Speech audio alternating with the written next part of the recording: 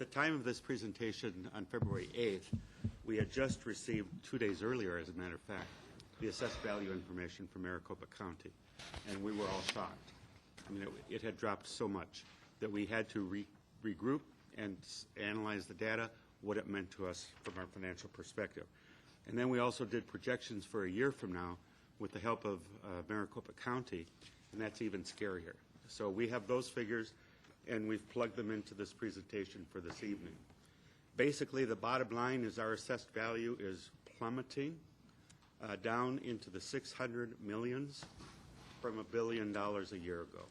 And that obviously is having a significant impact on what we can borrow in the secondary property tax, and it has a significant impact on our tax rate going down what it can be for the secondary in order to get the primary collected. The objectives we have this evening is we'll start by reviewing the financing and the assessed valuation update.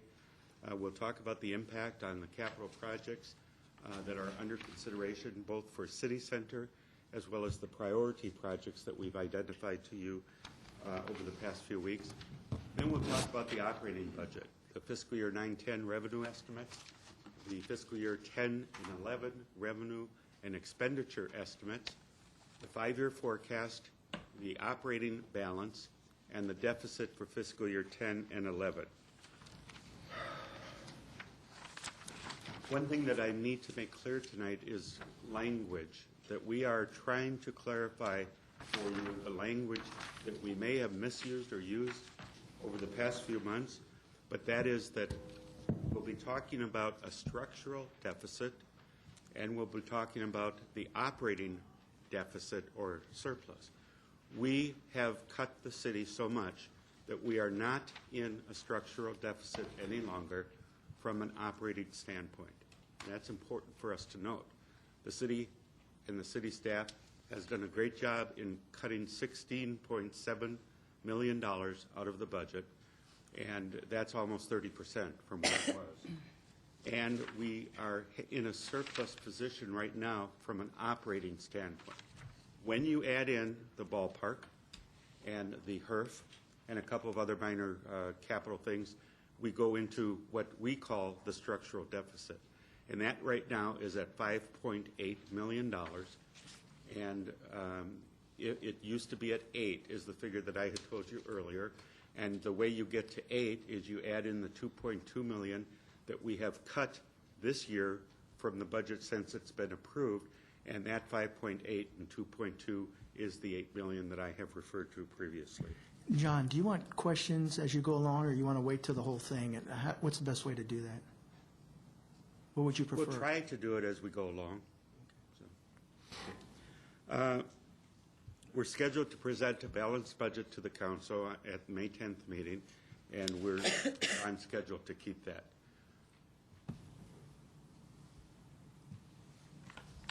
Before we get into things, let me again review for you the one-time and the ongoing revenues or sources of revenue. We have bond proceeds as one-time, obviously the money that we borrow. Development impact fees, the impact fees that developers have to pay both for subdivision developments as well as when they go to pull a building permit. Construction sales taxes, which, as I sent out to you this past week, have now come in at $235,000. I mean, that's incredibly low. As we have told you previously, we were running $2 million a month in construction sales tax collections, and now it's down to $235,000 last month. As you also know, we have budgeted $500,000 a month, and we thought we were pretty safe as far as revenues from the construction sales taxes, and that was holding okay, but it was $435,000, $465,000 the last couple months, but this month it just went down to $235,000. So we don't know where it's going. The good news is it can't go below zero. So it's they like it to laugh, but yeah. Then you have contingency, which we've reviewed with you previously. We have 16.9. This comes down to the end of year fund balance. We have 16.9 million, you recall, in the rainy day fund, as it's referred to. We have 4.1 million. In addition to that is the money that we had saved last year prior to the audit, and that is 21 million, 16.9, yeah, 20.1 million. And then we also have 3.1 million that we had pulled out of the budget, the reserves this past year, to use in this year's budget. And we are estimating right now that we will have a surplus at the end of this year of approximately $2 million. So we'll only need about 1.1 million of that 3.1 million. So we will end up the year somewhere around 23 million, I think it is, in the fund balance. Quick question, John. On the savings, at the beginning of the year, you have X amount of positions budgeted that go towards your ongoing budget. During the year, a lot of positions become vacant or unfilled. Out of those positions that are currently vacant that are part of that savings that you're talking about, what percentage of those do you expect going into next year's budget to remain frozen or unfilled, which actually makes up some of that ongoing for next year? I'd say 100%. And is that the $2 million in salary savings, or, I mean, okay. Under ongoing expenses, you have sales taxes, which we're all familiar with, utility user fees, and the utilities are all self-sufficient now. Property tax revenues, primary property tax, which pays for operating the city, so ongoing operations, and secondary property tax, ongoing debt service payments, and then state shared revenues. Where are we on that? On the state shared revenues? On all of this? On all ongoing? Yeah, are we where we should be? We are running right now at just a part of a percent below. As you'll see as I get into this presentation, Okay. we're on target to almost hit the budget of $60 million. John, real quick, on the primary property tax, are you still planning to maximize the primary property tax levy before you assess the secondary? Yes. Yes, we are. Project financing debt, there's basically two ways we have to do capital projects or projects, significant projects, and that is on a cash basis or borrow, sell bonds, ongoing sources. Under cash, we have year-end fund balances, one-time monies. We also have accumulated development impact fees one-time, which are significant, as you'll see in a moment, in our capital budgeting, because they will pay for many of the projects that we have identified as priority projects. Construction sales tax, which is one-time money, general fund revenues, which is ongoing monies. Then under borrowing, selling bonds, ongoing resources, we have GO bonds paid with the secondary property tax, and revenue bonds paid with user fees. So if you see a water, sewer, all of those are now being paid with water revenue bonds, sewer revenue bonds. And PIC bonds, which is a public improvement corporation, PIC bonds, which are paid with excise sales taxes.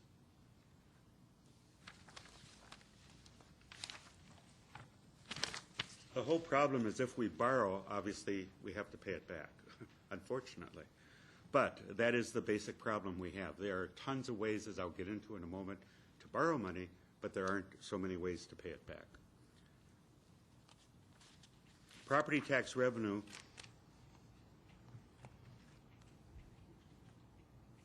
as I mentioned, the primary property tax goes towards paying for the city's operations. That's presently at 0.63 cents, and the secondary property tax is presently at 0.96 cents. And that's, as you'll see in a moment, basically going to reverse. That's how significantly the drop in assessed value is. And that's okay for another year or so, but then it turns negative, and we actually don't have enough projected secondary property tax if we maintain the $1.60 rate to pay for the debt that we have outplaced right now. John, do you have figures if we had stayed at the old rate rather than going to the $1.60? What that would have done to this budget? No, I don't have that specific. I do have those specific figures. I don't have them with me right now, Dick. But I think that when we sent them out, I don't know, 6 months ago or something, we can resurrect that and send it out to you. Just try to find out what an impact that As I recall, it was because the construction sales tax replaced it. The construction sales tax was very lucrative during the go-go years. But I think the difference was, the number 17 million comes to mind. I don't know. I'll get that information for you. I think it was 17. It was for 4 or 5 years that we cut the one from 210 to $1.60. We raised the other, although we don't want to correlate those two. We raised the one from 2 to 3.5, and resulting revenue was $17 million. Just wanted to see if we maintained it, what that effect would have had on this budget. And I'll provide that Yeah. to you. What's you said the secondary property tax and primary are going to reverse. You don't mean the rates are going to reverse, right? Yes. How are they going to? Because of the lower assessed values. You have to, that's maintaining the current primary property tax rate, or excuse me, primary property tax levy at the current levy plus the 2% growth that we're allowed plus new growth. And that will almost reverse the formula for the assessed value, for the rate in order to collect that maximum. I don't get. Maybe you will when I get to that slide. Okay, but my question is, if we charge $1.60 and you add those two and you get $1.60, why would we want to reduce that rate at a time when we are finding it very difficult to bond? I mean, that's what we pay our bonds with. Primarily because in order to stay at $1.60, that's the machinations we have to go through in order to keep it at $1.60. If we need, let's say, $1.20 in order to pay our debt, then that only leaves 80 cents for the primary property tax.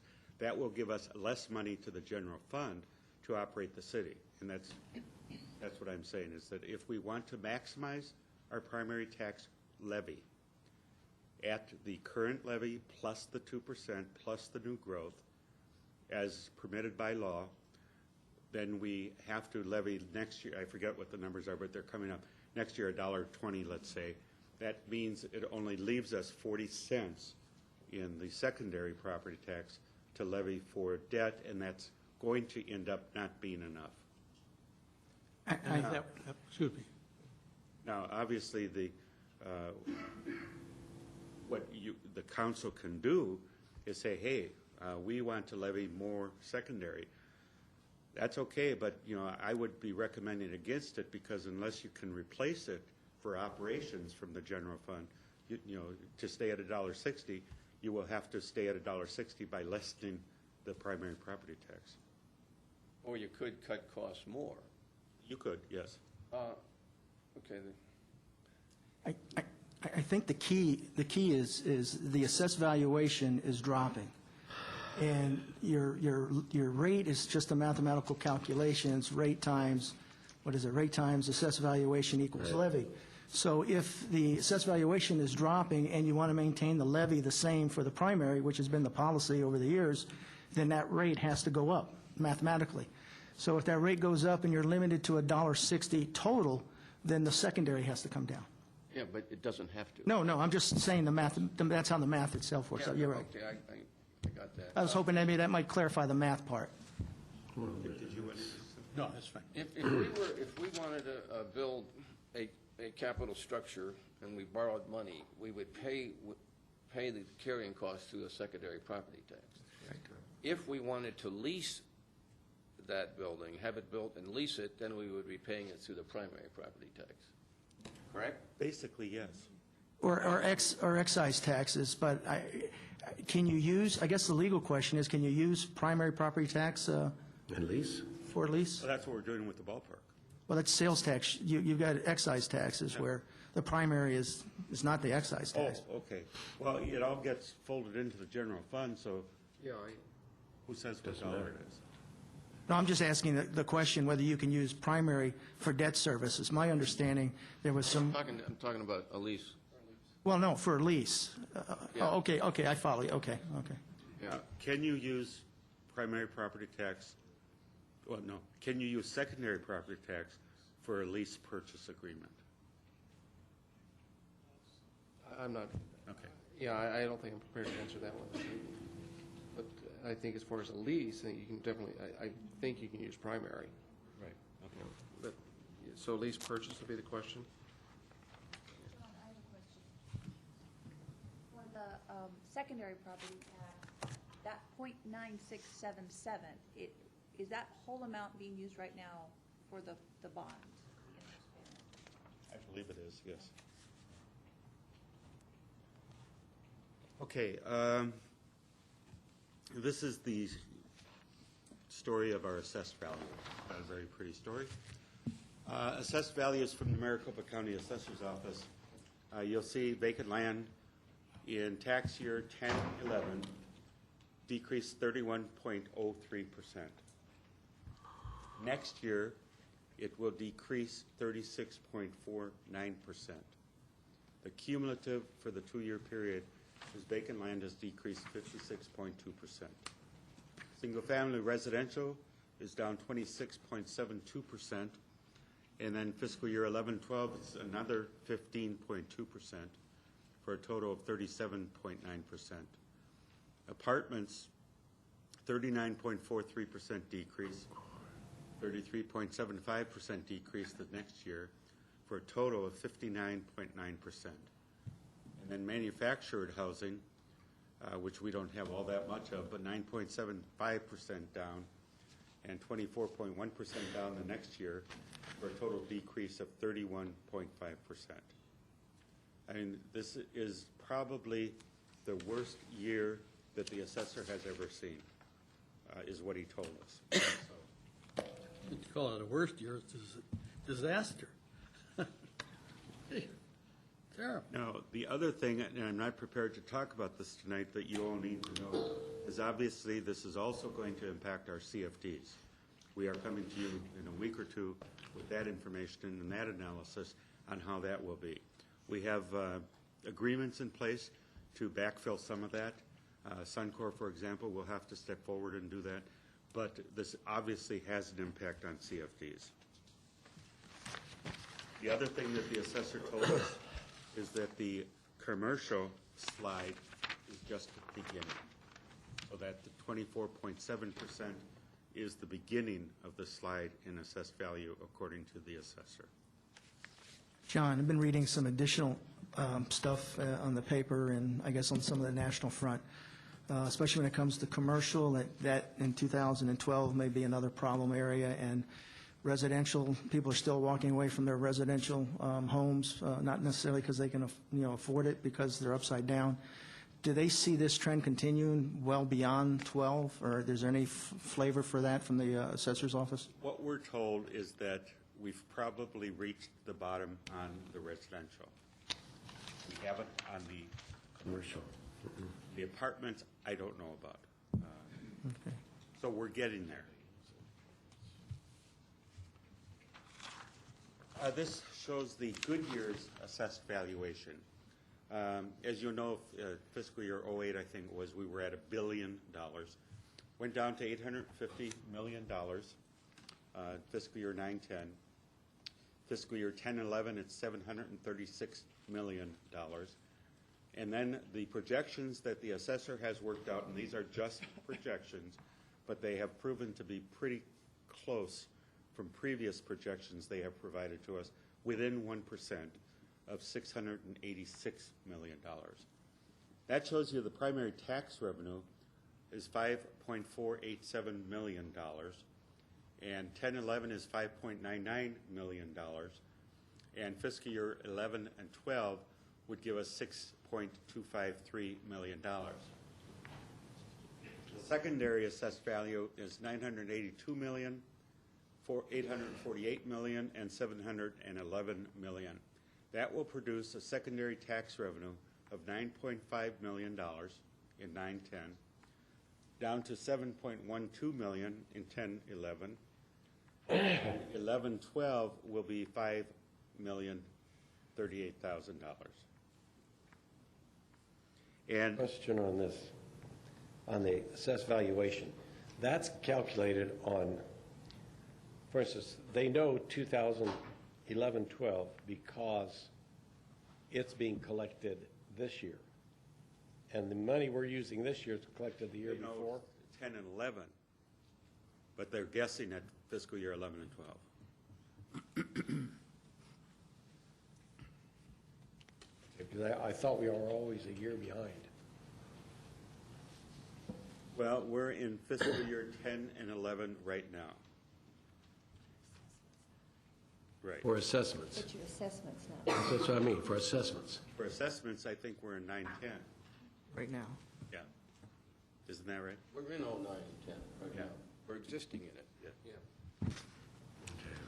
Now, just as a footnote, we've done projections on what the rates will be. Next year, it would be fiscal year 10 and 11. The primary property tax rate would be 0.76, and the secondary would be 0.84. The following year, it will be primary 0.89, and the secondary will be 0.70. And that shows you how it's flipping. John, could you give us one more time? The fiscal year 10 and 11 primary tax will be 0.7603, and the secondary tax will be 0.8397, and 11-12 will be primary 0.8916, and secondary 0.7084.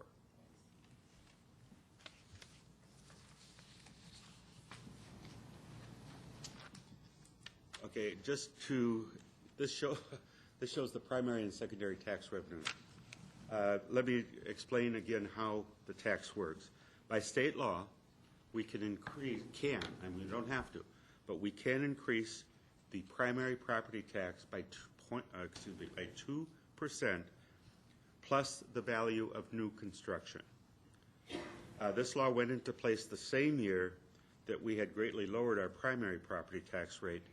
As a result, we could not just raise the rate back to where it was, and we lost $1.5 million per year in operating revenues from that change because we were in the transition period. The secondary property tax works this way. By state law, the secondary tax revenue changes according to the assessed value rates. If the AV is up, secondary revenues go up. If the AV is down, secondary revenues go down. So you can see here that secondary revenues take a dramatic drop as the assessed value plummets. With a declining assessed value and a fixed $1.60 tax rate, this shifts the rate in favor of the primary property tax. As AVs continue to drop and the primary level is allowed to increase, beginning in fiscal year 11 and 12, the primary takes a greater portion of the $1.60 than it does now. And again, that doesn't have to happen. That's if you are maximizing your primary property tax rate. We are concerned right now that should we not maximize our primary property tax rate, that change that caught us in, I think it was 2006, could catch us again. Because the legislature, we don't know what they might do as things continue forward. This shows the debt service available for existing projects. We used the following assumptions. The total AV would decline by 10% in fiscal year 12 and 13. It could even be lower. It's hard to say, but that is our estimate right now. In fiscal year 13-14, the total AV will hold steady. And in fiscal year 14 and 15 and beyond, the AV will grow at 2%, which is much slower than it used to when it was going 12 to 20% in the heydays. But those are the assumptions we used in these projections. And this is the bad news chart. John, real quick on this chart, this assumption also includes, because I think you've got about $9 million in secondary property tax now, is the difference is going over to your enterprise fund. Is that correct? Yes, it is. So if it wasn't for the fact that there was money in here that was being paid by the enterprise fund, you'd be in a little bigger problem right now because you'd have no money to shift. Yes, we would. As you can see, we will not have enough revenue from the secondary property tax in fiscal year 12 and 13 to pay the debt that we presently have in place.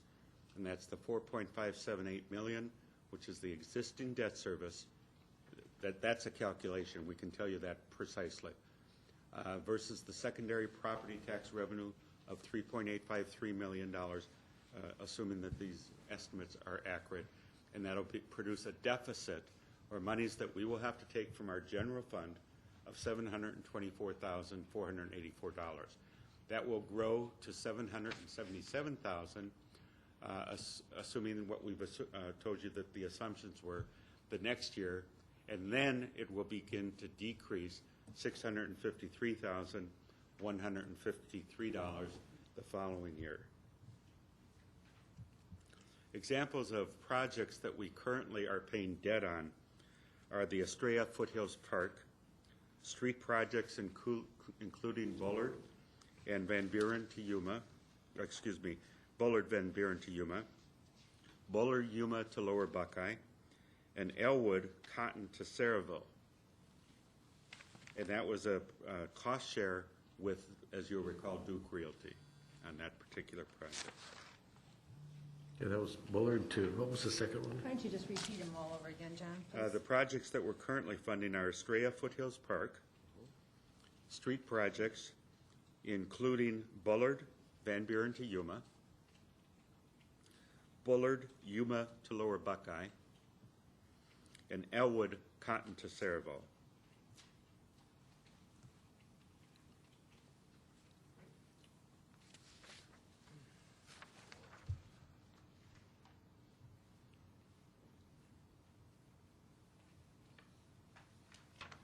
Excuse me while... Are those the primary ones, John, that you were talking about last time we met? I thought they were like a police. That's coming up in a moment. Okay. Yeah, this is a review of projects, existing projects. I just went through that. Oh, wait, excuse me, City Center, Phase 1. Yeah. City Center Phase 1. As you know, we looked at City Center as two optional ways that we could do it. Option 1 was the full scope, which was the City Hall, library, and the infrastructure and park. We got that down finally to $15.5 million. And bonds that were needed would be $38 million on that particular option.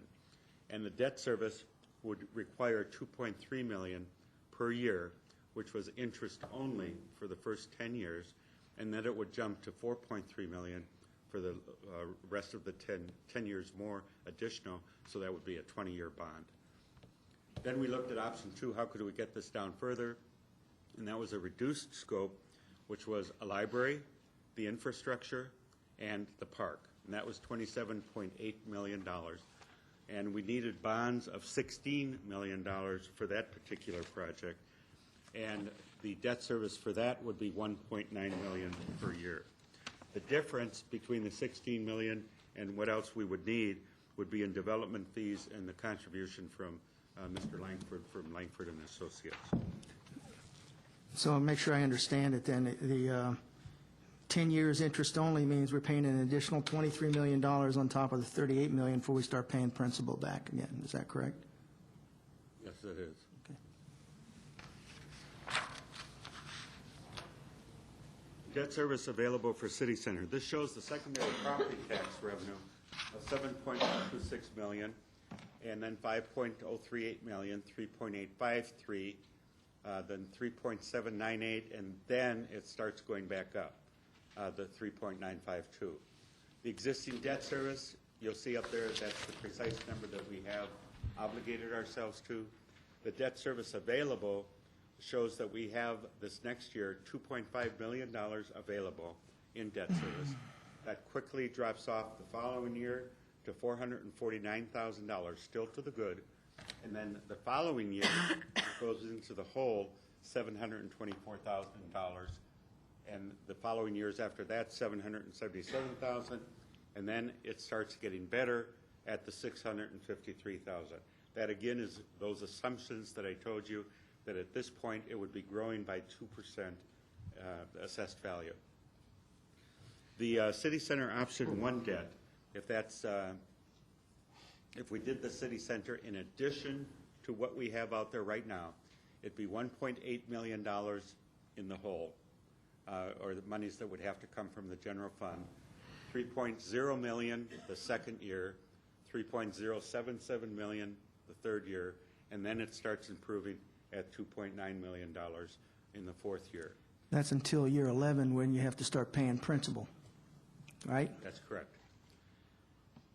And the city center option 2 debt, we'd only have to go into debt 1.4 million additional dollars that we don't have, 2.6 million the following year, 2.677 and 2.553.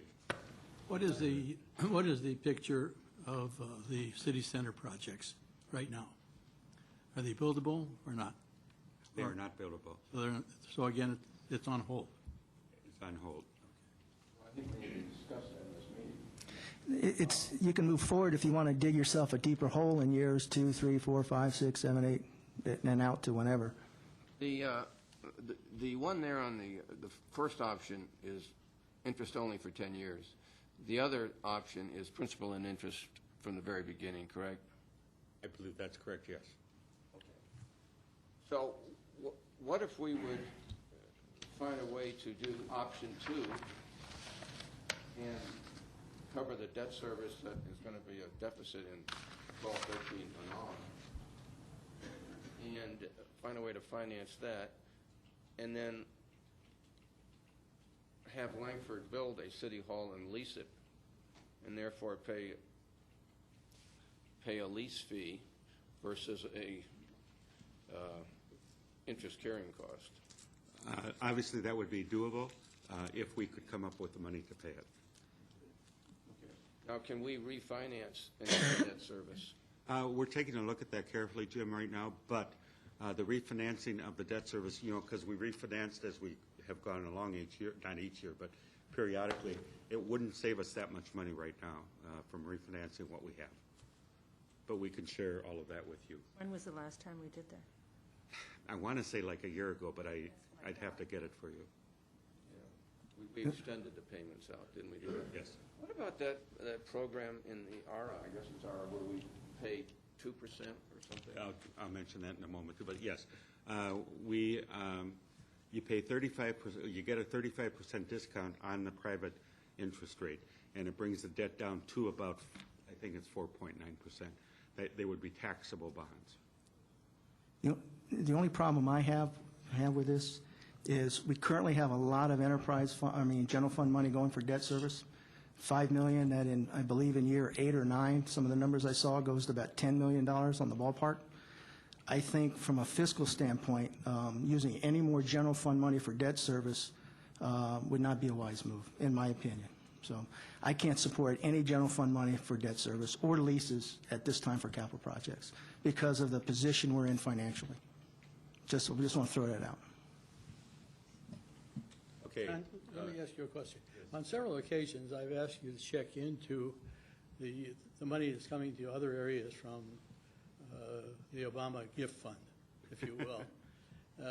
Have you done that for us? I'm not familiar with that fund By by legal name. Yes, we have checked, and I'll address that in a moment also. But there are no funds that are available. We continue to search all the funds that are available to try to help offset our costs for the infrastructure, and we have gotten 2, I think, grants, and I'll mention those in a moment so far. But the ARA funds are not eligible. The Economic Development Administration is another one that we could go after, but the largest grant you can get from them is $1 million to $2 million, and that's over a multiple period of time. And so there are no funds right now, according to our federal lobbyists, that are accessible for us for these projects. Then how did Representative Grijalva get money for Yuma to build a courthouse? It was,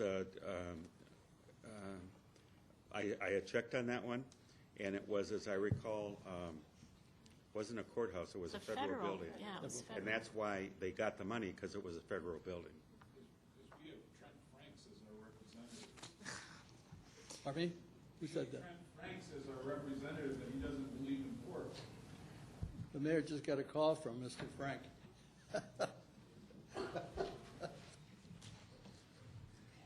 Okay, review of projects, city center private development.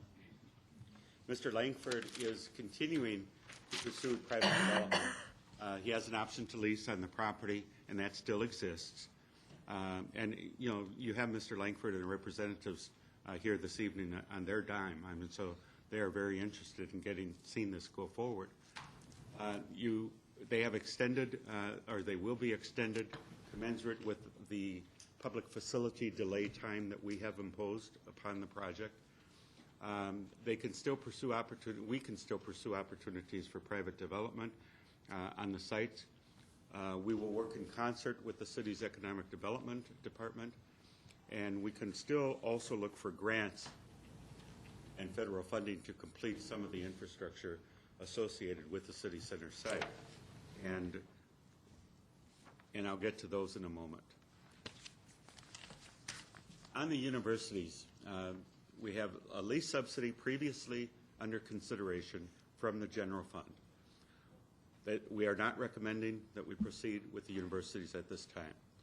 And then under the next steps, we are recommending to you that we go out for an RFI, a request for information, and we list some of the things that have happened since we last went out. As you'll recall, the land is now free and clear from the standpoint of the universities. Both the University of Incarnate Word and Franklin Pierce have submitted letters saying that they will not be pursuing their leases. So they gave, in effect, the land back, or the commitment or the obligation back to the city. So that 100 acres is free and clear. The things that are different now is they are zoned for universities. The land is zoned for universities, and that's new. Secondly, the vision for a city center is much more defined and planned than it was initially when the RFI was done. Thirdly, the city is willing to provide a land contribution, which was not considered the last time the city went out for this. Finally, the fourth is the RFI will not include any financial commitment on the city's part. We will not be offering any subsidization of a facility and or lease costs related to the university facility. That type of information will be included in the RFI. That's what we're recommending, yes.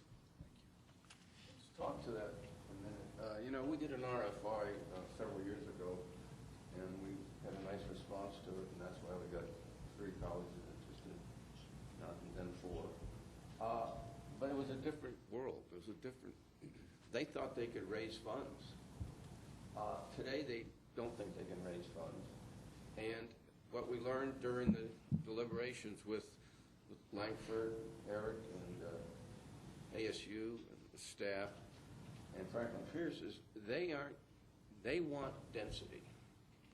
And until we come up with a way to put density into that particular part of our city, I don't see any reason to go out with an RFI. I definitely know we have a lot more to offer than we did then. The 60 acres is a great offer. But at the same time, those who were offered that are in a bind. I would guess most universities are in a bind today. And what we have to do, in contrast to what Joe, I don't agree with that.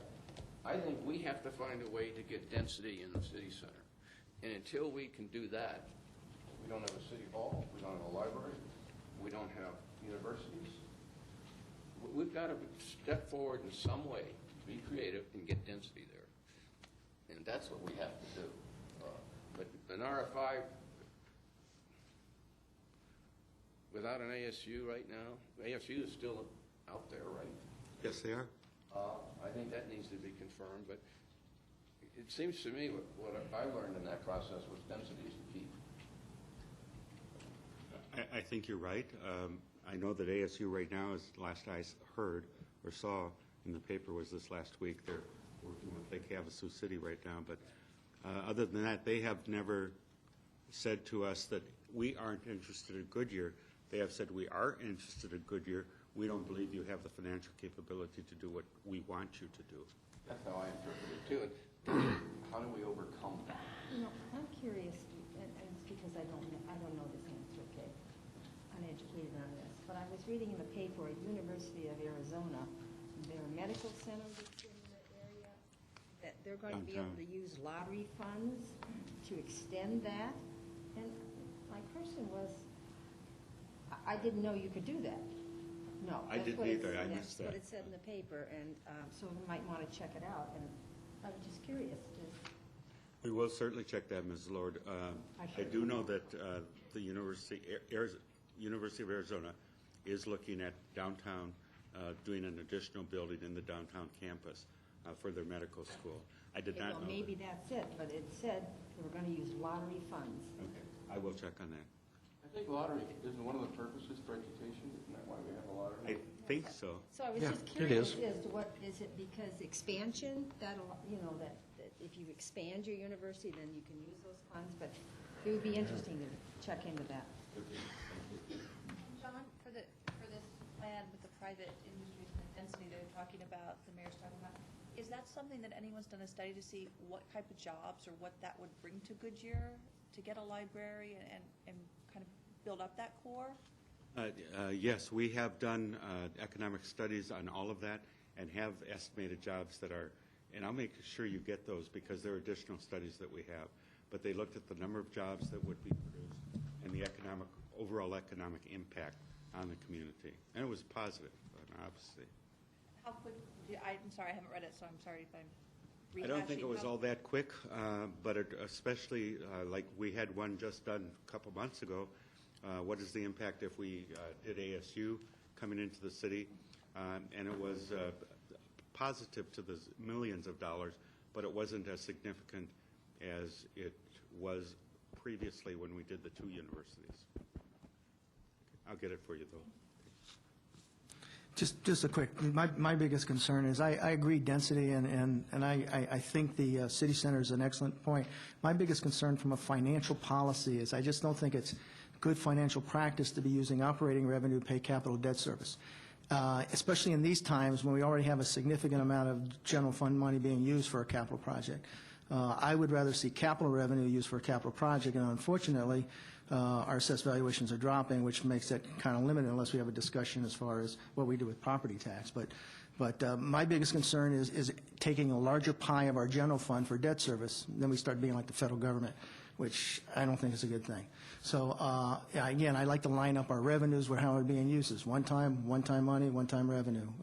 General fund operating, not capital. And that's just a philosophical financial position, which to me puts us strong financially, and I think weakens us if we start crossing those boundaries. So.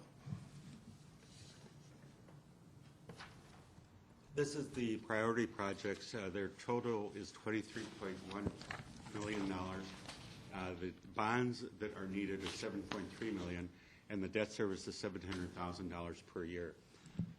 These projects are for public safety radios and Phase 1 Telecom 911 facility.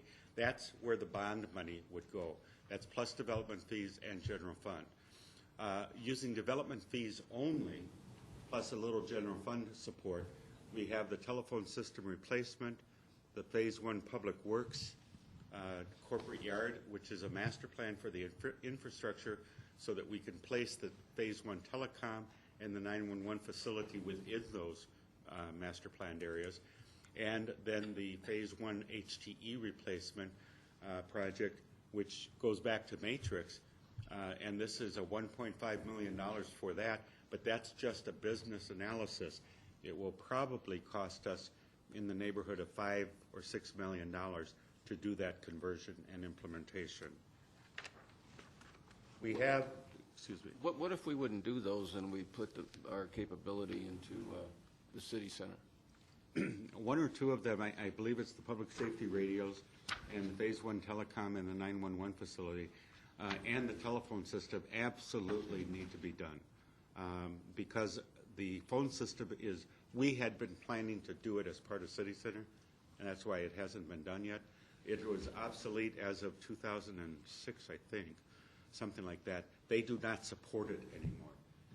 Because we've been cutting the number of employees, we have been able to live with our old telephone system. Excuse me, the telecom and the 911 facility and the public safety radios, we are under contract to do something with our public safety radios because they're going to become non-functional in the next couple of years. So we have to make that conversion. Fortunately, the telephone system replacement we are addressing in this next year's budget, and the public safety radios in the Phase 1 telecom, we are taking other alternative looks at how can we finance these. So to answer your question directly, Jim, we are looking at how else can we do this without using any bonding capacity. We cannot tell you that answer right now. Well, I'm glad you're looking. The public safety radios that's the interoperable issue. Who would we be interoperable with? Everybody, Avondale, Litchfield Park, State Police. So that means Sheriff. they all have it. No, they don't have it. All of us are in the same bind. But what if they don't finance it? Then we aren't interoperable. We're only interoperable if everybody has it. Yes. Or most of us have it. If we aren't sure they're going to pay money for it, so it doesn't make sense for us to at this juncture. We'll address that all in a work session with you in the next couple months. So, Well, does the chief know, or can I ask the What chief? cities? What cities have these new radios? Actually, through Phoenix system, right now, we're looking at joining the system with every other agency in your valley. Several of them are already committed and have already joined that system. For example, Supply is already on. Everybody else is looking at getting to that point. Ours, with the non-interoperable system, with both police and fire, it's a citywide system that we'd be going to. So that we're interoperable within our own city as well. Yeah, I get that, but so standpoint of interoperability within the valley, which makes a lot of sense. Right now, Phoenix has, I thought Glendale had, but Phoenix has the radios, Surprise has the radios, but others don't have them yet. But they're committing to put money. Well, shouldn't we be verifying that they're going to put money before we put money into it? as I recall, when we reviewed this with you all, it's been a year or so ago, and you approved it, it was, and we'll resurrect all of that information for you and review that with you again. But everybody is being required to move to this new system. And I don't know about, Especially for disasters. yeah, I mean, we can't If even, a main disaster happened within that's Maricopa totally what it's County, for. this is what it's supposed to support. But we will get that. Well, if they don't have the radios, then who are you interoperable with? Well, I guess we got Phoenix, surprise. But I just, I think we all thought that was a priority. But it was a different world. It was a different assessed value. We were expecting to move ahead on the city center, or at least we had options. It's changed, and now I think we got to put these back in on the table. Is that really the thing to do? And it is the thing to do if others have it or are committed to have it at a certain time. But for us to be interoperable with a couple cities and ourselves doesn't make much sense. I wasn't here, I guess, a year ago when you had some of this discussion. It would be nice maybe to have another work session to, He's going to have one. yeah, to bring it up to speed. I mean, I think it would be helpful. We will. And I don't mind using an old telephone either. Unfortunately, excuse me 1 second, they aren't going to be operable. I mean, so if it Why if not? it fails, What makes it inoperable? I don't get that. I don't know, Jim. I can't tell you, but we will tell you. So, yes, I'm sorry. IT's here, can't you? We hope so. We're looking for it, but we don't know right now. There is not right now. Debt service for priority projects. This shows you, we will be presenting all of this information to you on May 10th with the updated CIP report. But this shows you the secondary property tax again from the previous slides, the existing debt service, and then the debt service available. Then if you do the priority projects, it shows you what would happen. We'd be $250,000 further in the hole on 11-12 instead of a surplus, and then 12-13 would be 1.4 million in the hole. Fiscal year 13 and 14 would be 1.477 before it turns around at $1.35 million. Is there any thought on the proposed how that shortfall would be made up? Not at the present time, no. What's the problem with that being a shortfall? If this continues to improve after 14, 15, We're doing that analysis right now. There may not, I mean, there's only a limited amount of money. We have the 16.9 and the 4.1 is sitting there, but, you know, if we can use that to soften the blow, whatever, I mean, that is what it's for, so. This other financing strategies, I mean, there's private financing. You asked about Langford, zero coupon bonds, Build America bonds. These are the bonds that somebody asked about, the percentage less if you go private. Recovery Zone Economic Development Bonds, Public Improvement Corporation, PIC bonds, the most notable of which we used for the ballpark. What are the sources of revenue for all of these bonds? I was just going to say, that's the problem. The problem isn't how do we finance something. The problem is how do we pay back. The source from these bonds would be, for us, the general fund. That's what I thought. John, the Build America Fund, what are they used for? Again?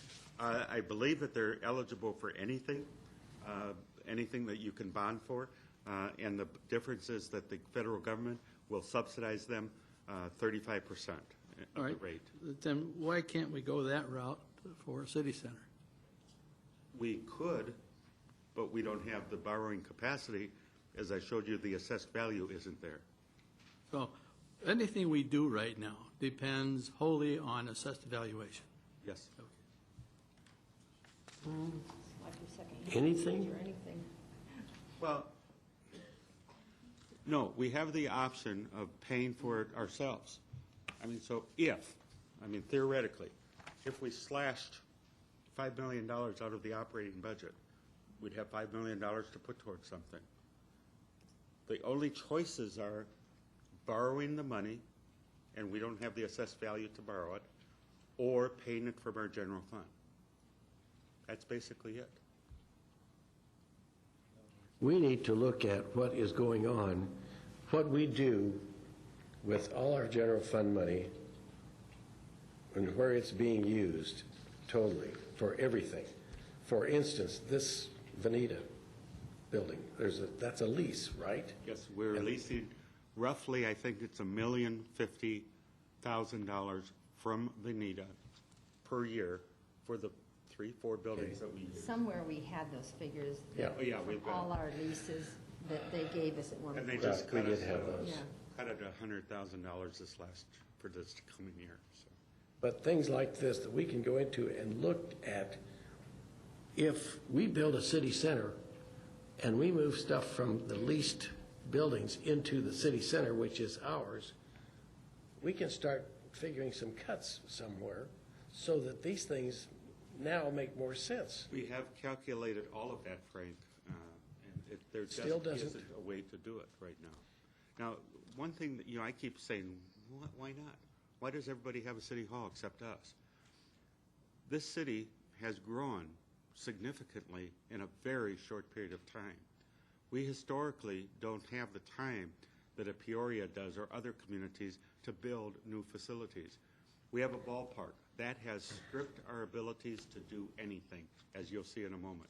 That's why. I mean, we can't come up with things unless, and I'm looking for the Citizen Budget Committee, unless somebody can come up with, here's the services we no longer want, or here's the services that are lower priority. There is no way except to cut services. And I'm hoping that that's what this presentation is doing for you tonight. What I think Frank's saying is that he'd like to see more about the budget to see if in fact we can cut services And more. certainly you're going to see that, so. And you have a Citizen Budget Committee looking at everything right now. See, my concern is you go back here where we talk primary and secondary tax revenues, and the primary revenues that we use for O&M are continuing to increase. And isn't there some way to level that off? Well, they're increasing by just 2%, and our costs are going up greater than that. I mean, we're in this period of time. I understand that. Where I have not given raises in 3 years, but our cost, electricity, is up 69% in the last 3 years, I think it is. I mean, our costs our water, as you'll see in a moment, we're budgeting $475,000 extra dollars for water because of Lipsco coming in for the Parks and Recreation, and our own rate increase down in the south of And I think if I-10. you ask your citizens, that's been their complaint too, because their utility bills have been going up and their water bills have been And they're going not up. getting raises. So it's, yeah, and they're not getting raises, so it's, yeah. I will look at all of the things that you're asking for, Frank, but I'm just trying to present numbers I understand. and reality. Federal funds and grants.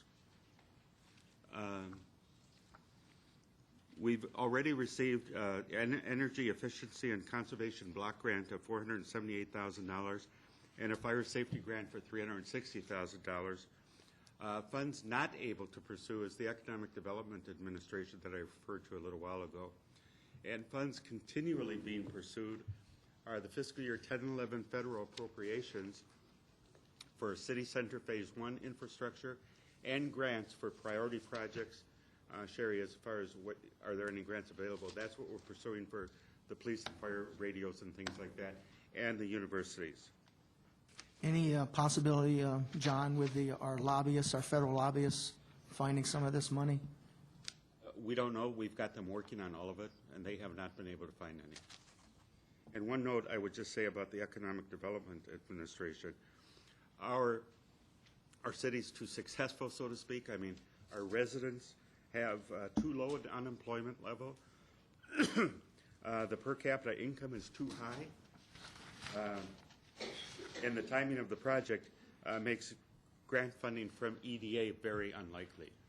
I have dealt with the EDA in the past. They have not changed much at all in 25 years. And it's a nightmare to get through the system.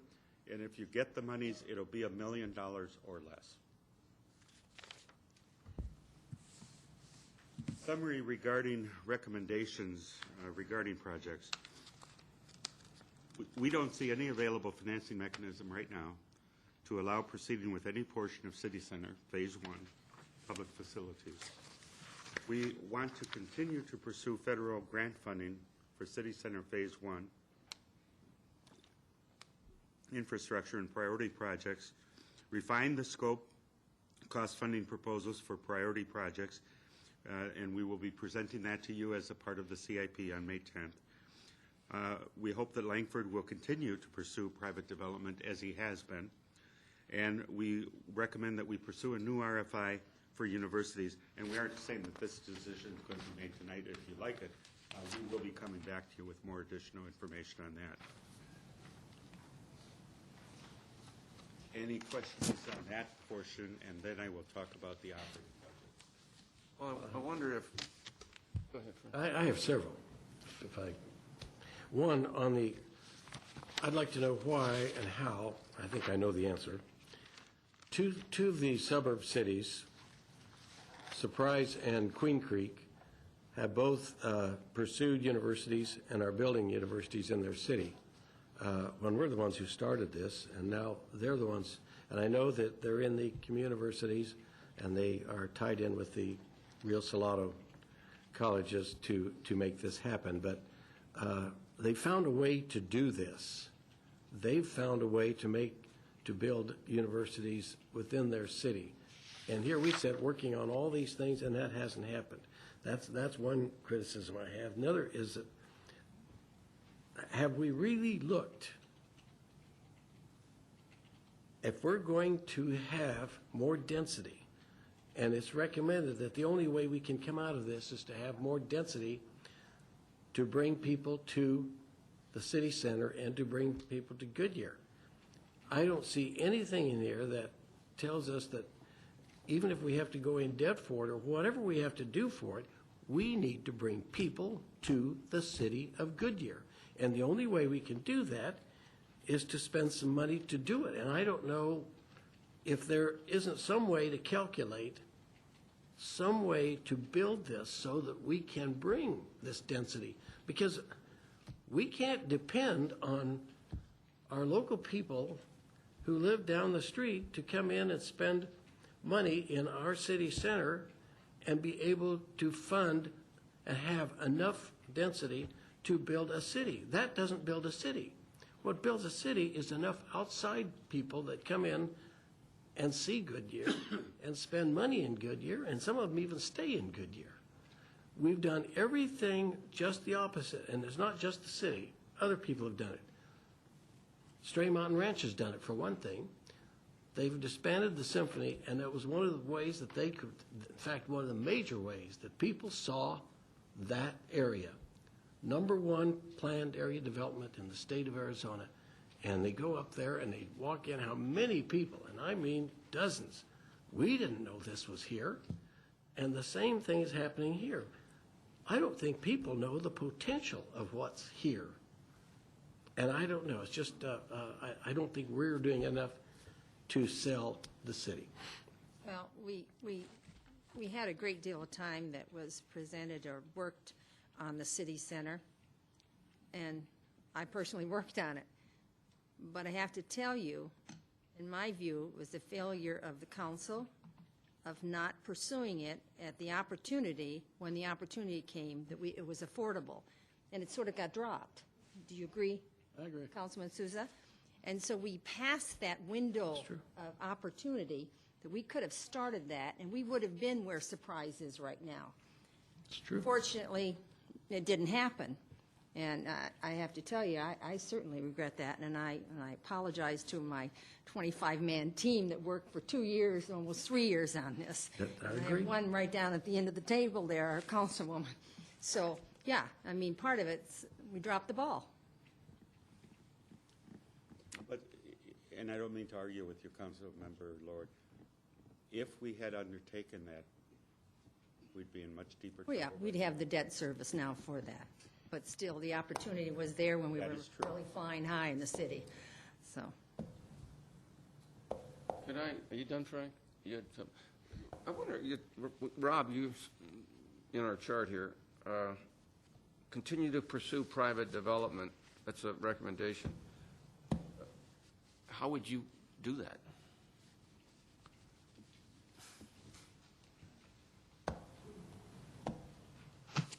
Is this viable? Mayor, Council, thank you. Well, first, you know, we're very much a partner and remain a partner, and we have a lot of energy and commitment to this project with you. Things have changed since you guys teed this up and we were selected.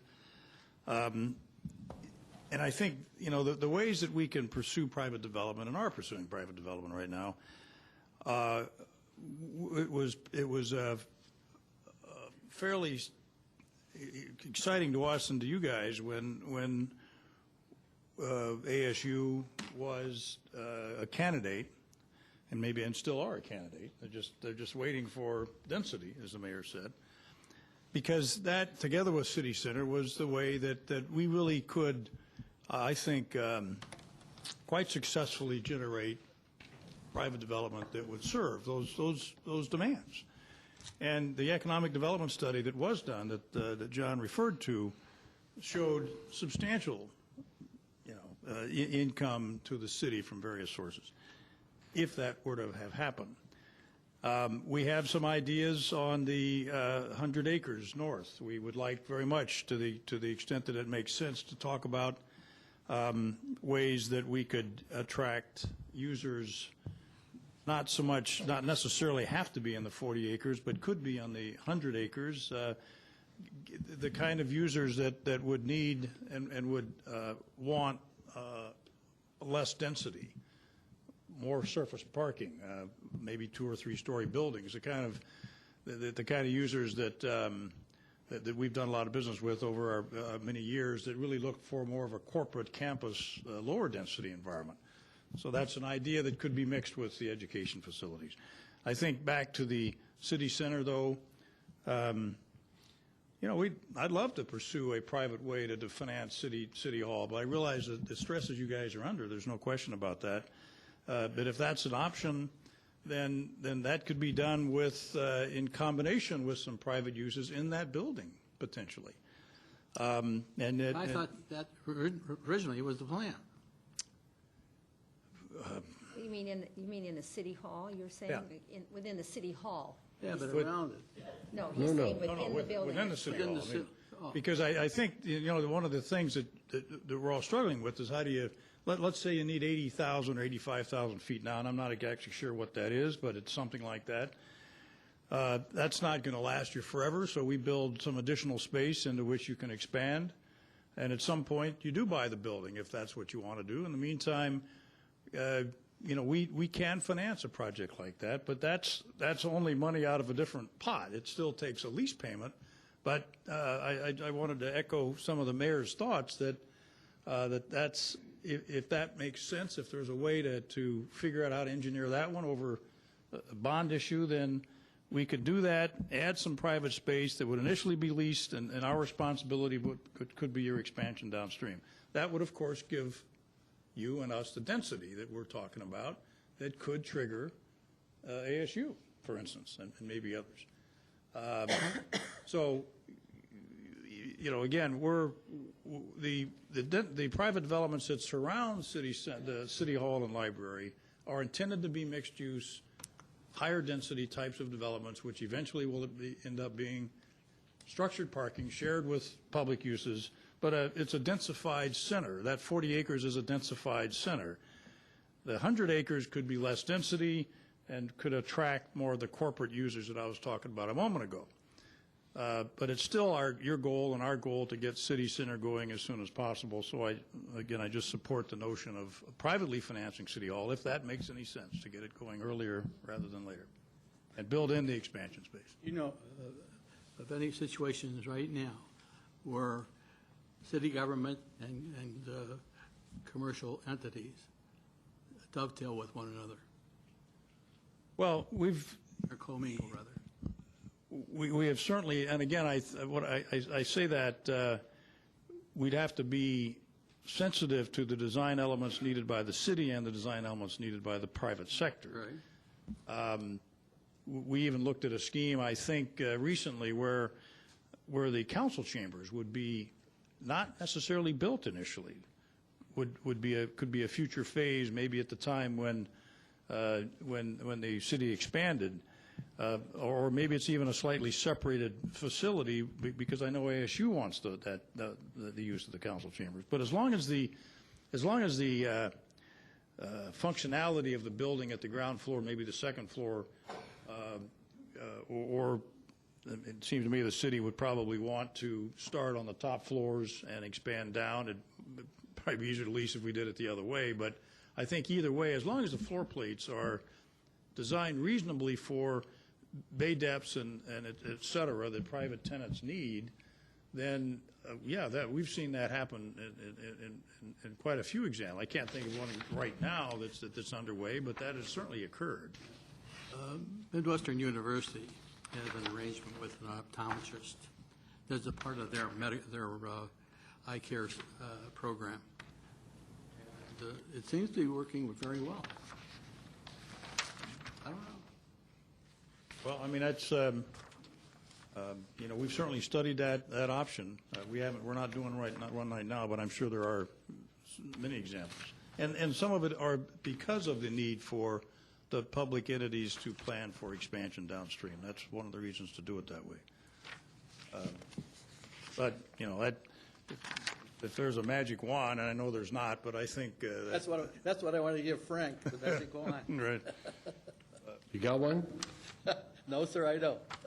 So if we would go higher than 4 stories, you could lease some of it to Goodyear and lease some of it to private sector office. Is that correct? Right. And as long as the Goodyear lease was, a reasonably good part of the building, which it would be, we would be able to finance it. And the financing markets are still tough, but they're getting a little bit better.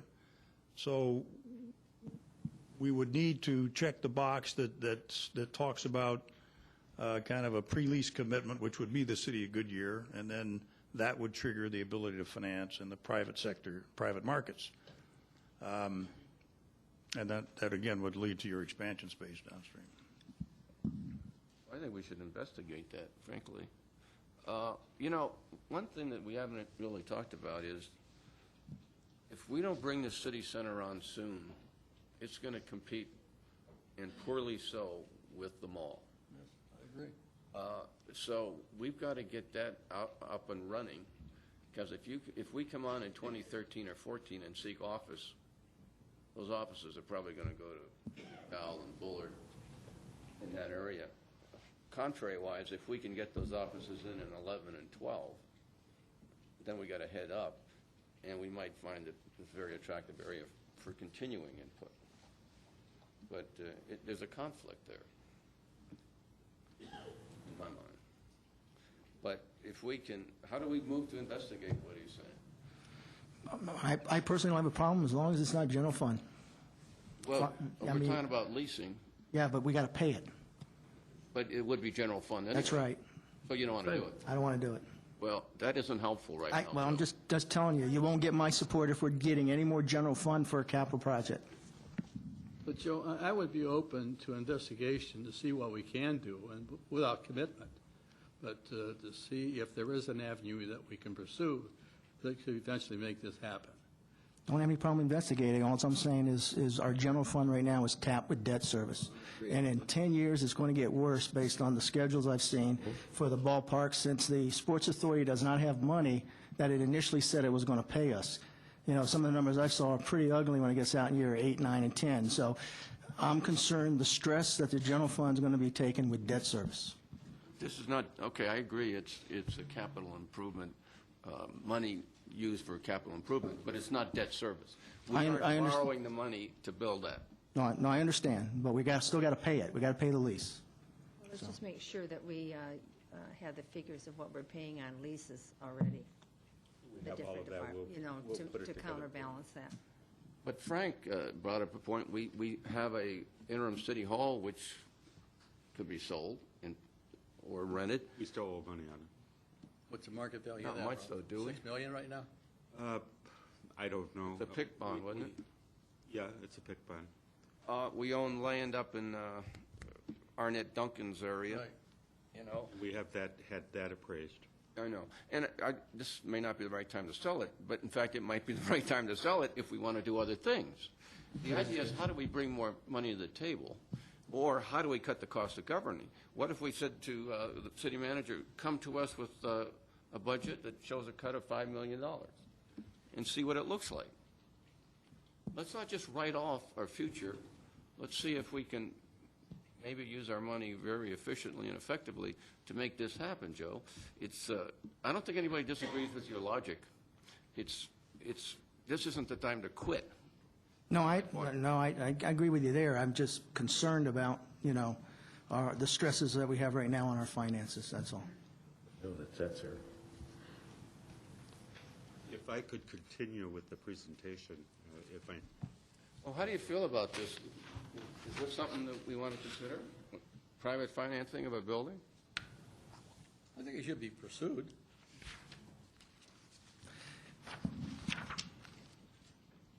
Sherry? I don't see the reason not to look at every alternative that's possible. How much are we paying now? How much are we paying the building? Are they similar? And compare it. I don't have the numbers, I'm not familiar with the numbers. What I would really hate to see is us just sit and wait, for the sunny day to come, and we wait and wait and wait, and then this downturn happens so quickly. The upturn might happen just as quickly, and then we've missed the boat, and we haven't planned, and we haven't said, what can we do? Or if we want to do the lease option this year, next year. But unless we look, we're not going to know.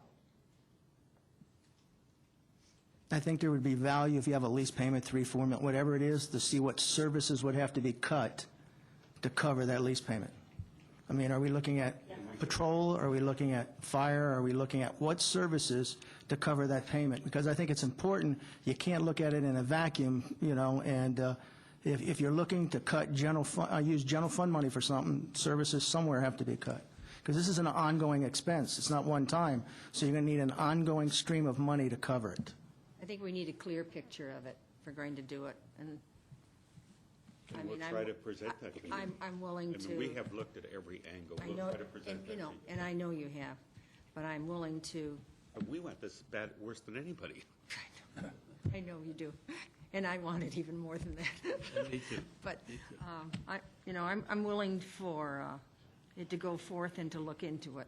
And And you know, we can do that. you've done so much, and I really appreciate all the work staff has done. I mean, they have wrung the turnip out. I mean, they really have, trying to find some solution here, and this is just one more step to satisfy all parties. Yeah, and, to back up what Georgia says, we're in better shape than many, many, many other municipalities in the state of Arizona. And thanks to finance and your foresight, John. Appreciate what you've done, what staff has done to bring us to this point. To go further cuts, I don't know. It's going to be pretty tough to do, but I'm willing to explore. And I think we should. I think we should explore, because if we don't explore, we don't reach a good ending down the road. So that's my point. It could be, the end result will be that people don't want to make that sacrifice, or do they want to let go of those services and all the other things that, so it could be so blatant that the answer will be right in front of us, so. We'll prepare such information for you. You're going to work with Langford? Obviously, we'd have to, but we have some work that we've done with Langford already that we've looked at different ways we could finance this, so we'll pull that all together as Well, time allows. Just, You expect the challenge? well, it's certainly a challenge, but I certainly accept it. But I will say that I think what I'm going to do, John, is kind of look at the building itself, and kind of start thinking on my side or our side how we can tweak it here and there and make it work in this environment where there would be private sector tenants, and start. I'm going to put a developer hat on and say, okay, what should it take us to construct this building if it were to be constructed for the market, and I don't think that's going to be a significant. Doesn't have to be a significant change to the architecture, but we'll go ahead and put our thinking cap on how we kind of approach this from a building perspective, and then put some cost to it, and then kind of look at it from us giving you a proposal that would have a rent associated with it. Okay? Mr. Fishbein, one more item in looking at this, and I think it involves Mr. Langford too, and that is that we need to step back even one more step and say, what is the objective of building the city center? And I don't think we've done that, totally the objective. When I first came on this council, and have been since then, the idea of building the city center in that spot was one reason, and that was to bring all of the city services into one place so that we'd have a center and we wouldn't have the city staff scattered all over the city. Am I not correct? You people have been here for a long time? Absolutely. Yes. Okay. And I think we need to start there, because now I'm hearing that if we move out of that building over here, there are some departments that can't move with us, that have to stay in there. Well, that doesn't centralize our staff. So I think the objective that we're looking for is density in that city center so that everyone can be successful. And I think that's where we need to start with this, and then take it from there, because I don't know what the next steps would be. But just starting with that and keeping that in mind, I think it's very important.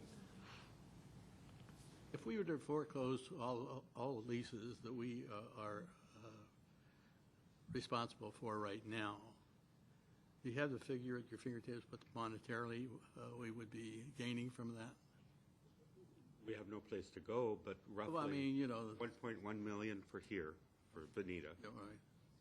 And we own the building that we're currently in. We almost own the building. We own the water treatment center, Public Works. There But are we no would votes. still keep those buildings. I understand that. Right. But you can't convert something you're going to keep into cash. No, no, that's, Unless you do a bridge loan. I'm not, Anita, You do a bridge loan, but I don't know what a bridge loan commercial, so I'm just throwing that out. I know it is residential, but commercial, I don't know the ramifications. I'm sorry, Dick. So well, what's your question? thinking of Anita, and I'm looking for the amount of money that can we develop I would guess from the end of leases. Well, in this courthouse that we're sitting in right now, that is roughly $300,000. And this one we can't get rid of because none of our plans call for a court to be part of the construction. So I would guess at the most, we could save $800,000 if we didn't have other leases. But wouldn't a building cost more than $800,000 to operate, George? Obviously, yes. It would cost in the neighborhood of 85 million. 3.3 million a year. What? You have to change that main part of the court. What do we do with the old court? It's presently being used for a police training facility. So I that is thought one that's that what we- the other building was, the red brick. That wasn't sufficient anymore. That is currently being renovated to be used for a police storage facility for evidence. It's not, neither building works anymore. No. We've outgrown both those buildings, so that's not even in my view, that's not even planned. Can we determine, well, I know we can, if you take how much and exclude water, because they're going to stay there, and Public Works is there, if we exclude them, we include police, admin, and a fire admin, how much square footage are we using for office space today? We can get that for you quickly. And then compare that to how much office space we would have at the new city center building. We have all of those numbers. What is it, 30,000 square foot of story or something like that? Yeah. Well, not quite, because now, the last figure we were working with was roughly 95,000 in 4 stories. 95,000. But some of that was expansion, right? I don't know, Oh, I yeah. can't remember how much. That's right, we weren't even going to use all of it. So Frank's got a valid point there. Does a certain percentage of the space have to be leased to the city of Goodyear in order for you to get that loan? Density of one party? Yeah, what, a certain percent needs to be leased to a credit-worthy tenant, but that percentage, is 50, 60, 70%, something like that, and then But we could sublease. pardon? But we could sublease from that, Sure, you could, but, but we'd be responsible. What you're saying is that. well, again, as I study this with my developer hat on, I'll come up with that percentage, but I would imagine that the city needs in that building are going to be somewhere in the 75 to 80,000 square foot range. That's the number I recollect, 72,000. Yeah, which would make a start of a damn good building that we could then add another, say, 30,000 feet to or something, and I think that's a financeable transaction. It's financeable if we can come up with 2.3 million for interest only, and 4.3 million over the long run. Not interest only, no. For the first, No, I think what I would, that's why I mentioned that. What I want to do is go back and look at it in this kind of new way of thinking, which is privately financed. You guys, the city would start with a minimum amount of whatever you need to consolidate your operations. And I don't know, John, what that rent figure is going to be, but I'm going to throw out a number. I just ran the back of an envelope that would say that if it's around 80,000 feet, it could be lease payments of 2.2, 2.3 a year. But those are lease payments. That's not debt. Those are lease payments. So it's still- money being thrown away, in a sense, then. Well, yeah, it's general fund money. Yeah. So, Well, is this money being thrown away? Well, 1.1 million isn't being thrown away. I guess at the end of the day, the real question is, just as you stated, the consolidation, what can we do there? what can we take that are leases currently, as this area, that can be put into it? And really, how much are we talking about, and does it make sense? Is this money that we are truly throwing away? And is it money that we are taking to cut services, that when you get into the operational budget, you're going to see how lean services are being run right now? And I thought that we had kind of discussed that we want to maintain where we are currently, and now you're talking about cutting services to get money to put into a lease payment for capital investment. I have a problem with that. I agree, but I want him to say it. I want the people, we have a divided opinion here. Yes. So do the figures, do the arrangement, and come forth and give it to us. And that's fine. That's And great. at that point, it's If- going to be information's it'll be a information. very clear picture, and none of us will say, I didn't have my opportunity to talk, I didn't have my opportunity to look into it. To me, it's the way to bring us together to find out exactly what the picture looks like. Let's paint the picture, and you tell us. Now, is there ever anything on this with the option to, a buyback option that's connected with this? And it would be interesting to see that also, in my view, presented. I agree, and absolutely. Option to purchase, as long as it's staged in certain timeframes, it's financeable. And it's always hard to tell on interest rate at a certain time, but you know, you can project it, and you can kind of give us what the carrying cost and what it would be. And Excuse me, I'm sorry. Georgia, we have to start the next meeting at 6 because we have a public hearing. Thank you. Okay, so then we'll have our council meeting and then we'll come back. reconvene. If you want, yeah, thank you. Yeah. Just recess this meeting and come back, yes. Yeah. That's correct. Okay, so this meeting's recessed.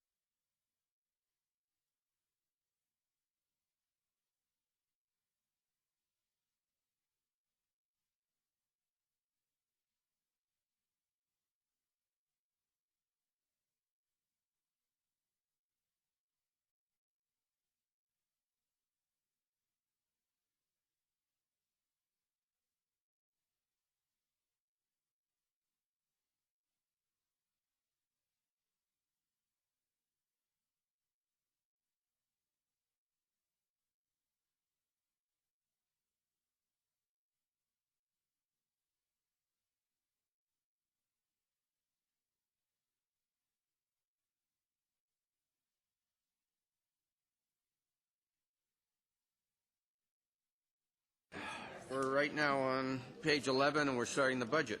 So, if you want to come with another thought. Dinner. So you want to start? Okay. Thank you, Mr. Mayor. This will start at the point where it says fiscal year 10-11 operating budget. The fiscal year 10-11 budget schedule is up on the screen. We're at March 22nd, work session budget kickoff date. We have April 12th, revenue and expenditures, April 19th, work session on presenting the Citizen Budget Committee recommendations. The committee will present them to you. May 24th, a work session presenting the draft budget and CIP. June 14th, adopting the tentative fiscal year 11 budget. June 28th, adopting the final fiscal year 11 budget. And July 12th, adopting the tax levy. That's the schedule we're following right now. And Just this year, Real quick, John, if you, and I think we've talked about this, I don't know if April 19th would be the good date or not, but a date in there in which we look at the adopted financial policies that we're in agreement with and the ones we're not in agreement or not recommending move forward as you put together the budget and why if we're not in. I'm not sure if that falls on the 19th, but we are looking at that right now, Okay, Joe. thank you. This shows the general fund revenues, actuals and estimate. Fiscal year '06, you'll see 66.1 million. Fiscal year '07, 91.1 million. Then downwards, fiscal year 8, 78.8 million. Fiscal year 9, 62.8 million. And the fiscal year 10 estimate, 59.4 million. We've shown you a figure before that noted 50.4 million. For fiscal year 10, I want to point out that the difference in that is the debt and transfers. So that's what the difference between 50.4 and 59.4. Historical ongoing budget cuts over the 3-year period, the last 3 years, for the fiscal 10-11 budget. Fiscal year 7 and 8, we cut the budget by $3.6 million. Then fiscal year 8 and 9, we did an operating budget cut of $3 million. Fiscal year 9 and 10, we proposed a budget that cut it by $6.8 million. And then in addition, mid-year, we had 2 additional cuts, mid-year budget reductions of $800,000, and then we did an additional $1.5 million. We are working on a proposed additional cuts to commodities and contractual services in the 10-11 budget that will total about $1 million. So for the 4 years, we've had budget reductions of $16.7 million. John, overall, you had mentioned earlier about, was it 20 positions that were budgeted? 17 positions budgeted this year that are vacant, that are frozen. Yes. Overall, do you know what the overall percentage of at the top of what staff has been reduced to date? I think some of the earlier numbers before these were like 12 or 13%. It was 13.3. I don't know what the additional is. But it's actually more than 13.3 now. I would guess it would be in the neighborhood of 15 or thereabouts. John, were any of the reductions in consulting fees? A lot of them were, I think that was back in '07, '08. If not, then in '08, '09, yes. A lot of them were. We basically don't use any consultants right now. There were 300,000 in the last count. The last payables? Yes. That was probably HDR, as I recall, because that was that's from a year ago, but it came in for a payment recently. The only other consultant I think that we use, and I'll have to check on this, Dick, is in the water and sewer. I was mistaken when I said we don't use any consultants right now. We still do use consultants in our enterprise funds. You know, and this has bothered me ever since I've been on this council. We have used consultants, okay, but yet we have professionals that are in charge of every one of the departments we have. And I question, why we have to go out to the consulting services. Well, right now, basically, it's for the skill set that the consultants offer. We may not have that skill set within the organization itself, but we check on each one as we review them to make sure that we don't have the skill set, and then we develop a contract to get the skill set. So, but I will check on that. John, what are the projected salary savings of $1.5 million? What does that consist of? That's the 17 people right now that we have positions that are vacant but frozen. The best of my recollection, Jim, there's a couple firefighters in there from a recent resignation. I honestly don't remember. Perhaps Mario can slip me a note or something. Mario. I will review for quickly, though, the $6.8 million reduction, the operating budget. That was $2.1 million reduction in personnel, including 29.5 positions in the general fund that were either frozen or laid off. A reduction in associated personnel costs, $1.2 million, in overtime, seasonal pay, standby pay, benefits, reduction in development-related contractual services. This is where some of the consultants were did, $2.8 million. Development-related engineering services, and this was where a lot of consultants were. Also legal services, consulting, online subscriptions, and uniform maintenance. And then commodity savings of $300,000. Minor equipment, postage, supplies, gas, computer equipment, software, office supplies, specialty supplies, awards, hazardous material equipment, and uniforms. And then $400,000 reduction in the arts program, you'll recall. Did we, do we still have contractor inspectors? Oh, no, we haven't had any for probably a year now. Good. What was the question? We have contracted inspectors to go out to the residential. Contracted inspectors. One of them is the DCM, Deputy City Manager Jim Nichols resigned and went to Las Vegas. One permit tech, one senior retail manager, one director, one senior project manager, one administrative services manager, one battalion chief, one employment development specialist, one safety compliance, one assistant prosecutor, one parks worker, one parks worker 2, one police officer, one signal foreman, one streets maintenance worker, and then the benefits associated with that were $334,292 in addition. But you replaced some of those people. No, these are all Oh, those frozen. are frozen. They left and he never put anybody in their place. Don't we have a two deputy city manager? We have an acting deputy city manager, but then the fire chief was moved up. Paul Louisi was made an acting fire chief, but we didn't replace backfill for his position. But we're still paying for those positions. No, they're frozen. Fire chief is getting paid. I don't know what you're asking. Maybe Well, it doesn't make sense if someone's doing that job and that person's being paid for it. yes. I mean, Mark Gaylord is doing a fantastic job as Right. deputy city Well, manager. that's not the question. Interim deputy city manager. But you go backwards, and his position, the position down here, was not replaced. It's vacant. So there's a vacancy caused by a deputy city manager.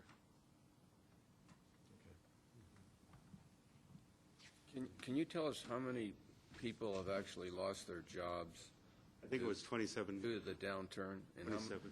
how many of those were hired back in other positions? I don't recall exactly. I think 7. So 7 or 9. about 20 people have lost their jobs.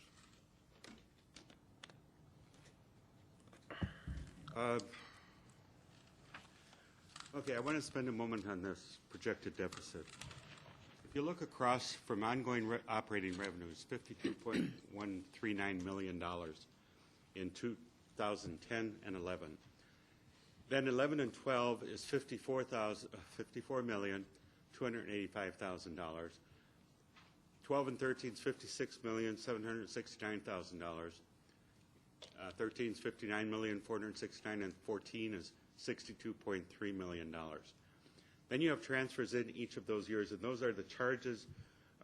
That's considered revenue because those are charges to the enterprise funds that they have to pay the general fund for the services that they receive from the general fund. So the total sources of revenues for the general fund are $55 million, $57 million, $60 million, $63 million, and $65 million. Against that, you have to place the operating expenditures. And those are $52 million, $54 million, $55 billion, $55 million, and $56 million. That leaves an operating balance of $3.1 million positive, $3.5 million positive, $5.25 million positive, $7.38 million positive, and $9.9 million positive. The point I want to make here is that we have right-sized the government. This all of a sudden became clear to us as we're trying to work through all of these numbers, and both for the Budget Committee and for the Council, that we have right-sized this government. there is an operating surplus from operating revenues and operating expenses. Then you apply the transfers out, and that's ballpark and HERF, and that's $8.9 million. So the only reason that we have a deficit is the ballpark. How much of that is HERF? 1.5 million. And so if you look at that, then the total uses, we have a deficit, a structural deficit. Now, this is where I said earlier tonight that a structural deficit was operating revenues don't equal operating expenses. Well, now this structural deficit is what comes into play after you take all of the expenses out, and that's a $5.8 million structural deficit. You'll recall that I have used $8 million in the past. The $8 million was this 5.8 plus the 2.2 that I have cut this year from the budget, which is $8 million. And so I think that as you see this structural deficit, we're going from 5.8 to 5.4 to 3.7 to 1.6 to $928,000. So it's headed in the right direction. I think this is good news. I mean, this is great news that we are headed there. Now, we can't pay, under the present scenario, we cannot pay for the projects that some of you are interested in us undertaking, but from the standpoint of the city and the services that we're offering to the citizens of this community, we are in balance, and I think that is an important message for all of us to understand. Let me give a different perspective on that. And your point's well taken, but I had someone from outside the city try to determine how many employees we had per citizen and compared it to the three cities which we were closest to in growth, size, funding capability, and those were Surprise, Avondale, and Buckeye. And the average of those three cities was one employee per about 150 residents, 155 residents. In Goodyear, it's one employee for 120 residents. So from that, and I've done that with other cities, but not recently. But this is recent data, by the way. This is within the last month. It would appear that although your point may be well taken, there's other points to consider here, and that is that we may have more employees than other cities of comparable size and growth factors. We may, Mr. Mayor, but the important thing to consider is that I have no idea, you didn't mention this before, I have no idea if those numbers are correct. We have done those also, and we have gone from 10 employees per 1,000, which is the number that you, the city council, have set as our goal. Oh, we really didn't. Steve Cleveland told us that one day, but the and we didn't say no. I remember it vividly. But we're now down to 8.3, I think. And so we're headed at 8.3 what? employees per 1,000 from 10. Okay. And so we're headed in the right direction. I have no idea if those numbers are correct or not, but I'd be happy to gather that information for your benefit. And the other thing to remember is that the services that this community offers cannot be compared to a Surprise or a Buckeye or anybody else. Exactly. And I don't want us compared to Buckeye. I don't think that even comes into this. I don't mind the other cities, Jim, but I think of the services and the things that we offer far surpass that. So I'd like that one eliminated totally. Surprise, I can understand your comparison. You can't treat our neighbor that way. No, I did, but I read the papers, so I'm just getting what I read the papers, and I'm not ready to reduce the employees to the point that they're talking about. Well, I don't think we couldn't reduce it like Buckeye has. Buckeye is 300. Then I think it's good to eliminate them from that chart you have there. Okay, well then it's still the same number with two. Well, it is according to your numbers, but I would prefer to have my numbers before you. I would prefer to have my numbers versus your numbers, John. Oh, I'm sorry. I'm not sorry. I'm disappointed that you don't trust my numbers. Let's go to MAG and get the figures. I can give you any figures you want. Well, that's been done. I can't lie. It's ridiculous to be arguing over figures here, okay? Well, it comes down to maintaining where we at, where we are currently. Right. Is this what we're happy to have for our citizens? So are we saying if we deplete some of the staff to change what our city is comfortable with and the services to our citizens? I mean, this is a balancing game. I know. And then we're going to spend it on building a big city center. I mean, is that the reason we're looking at this? Because we want to free up money to, I mean, and Jim, Mayor, you know that I have been a proponent of the city center, and I would like to see it built. But is that what we're looking for? Is that what this is No, for? and the point is, we have an obligation to our people to the extent we can determine that we're being as efficient as possible with the number of people we have.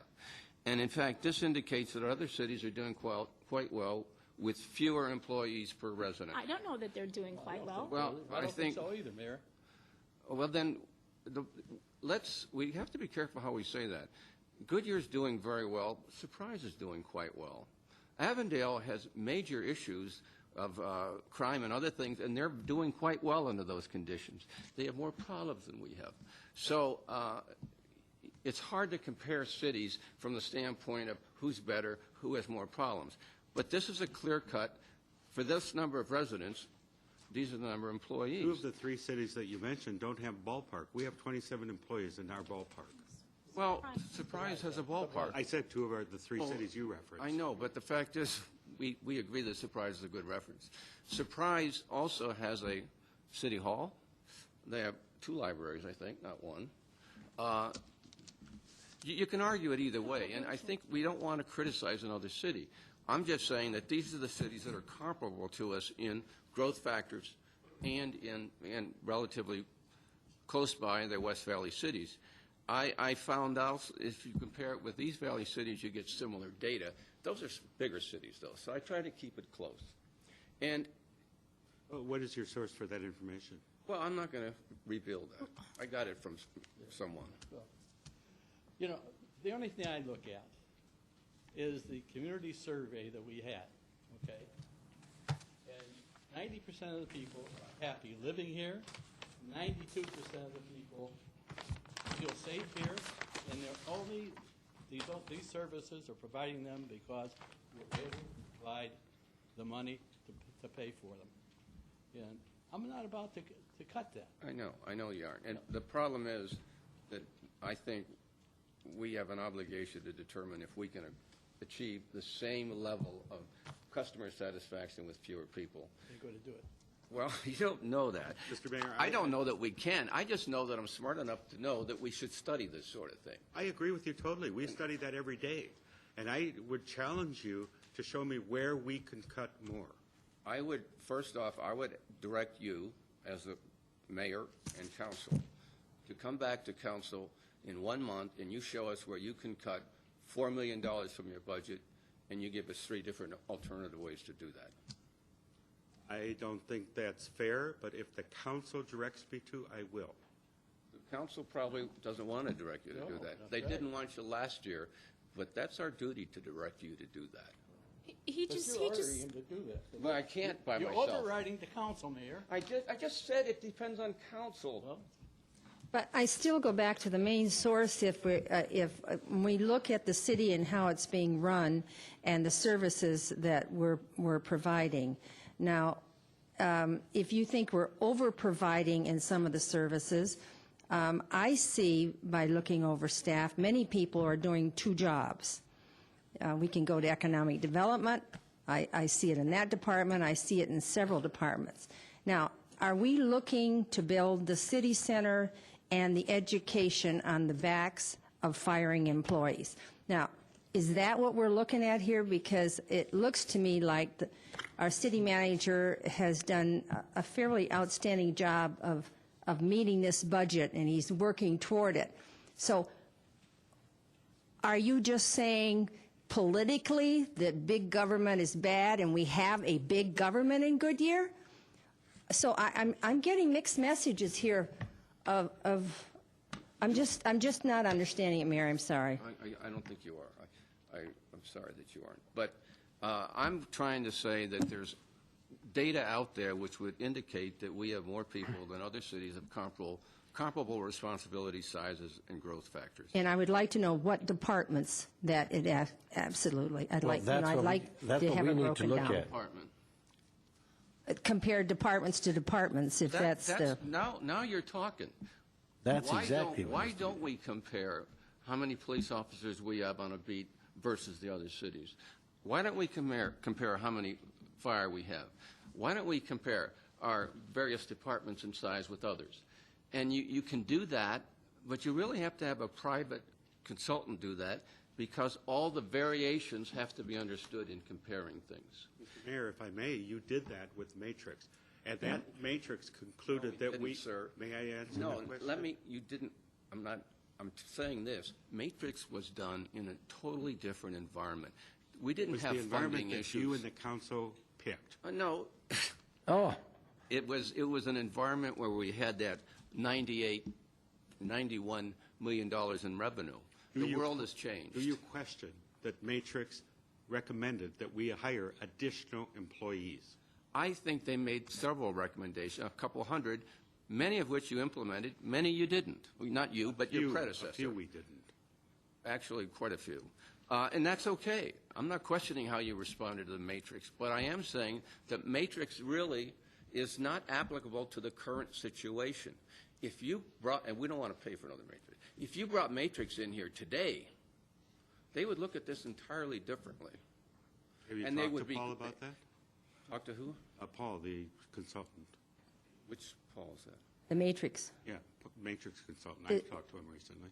Well, good for you. I don't know why I'd talk to them. I'm just saying that if they did come in here, I don't think we want to hire them right now. We don't have the money.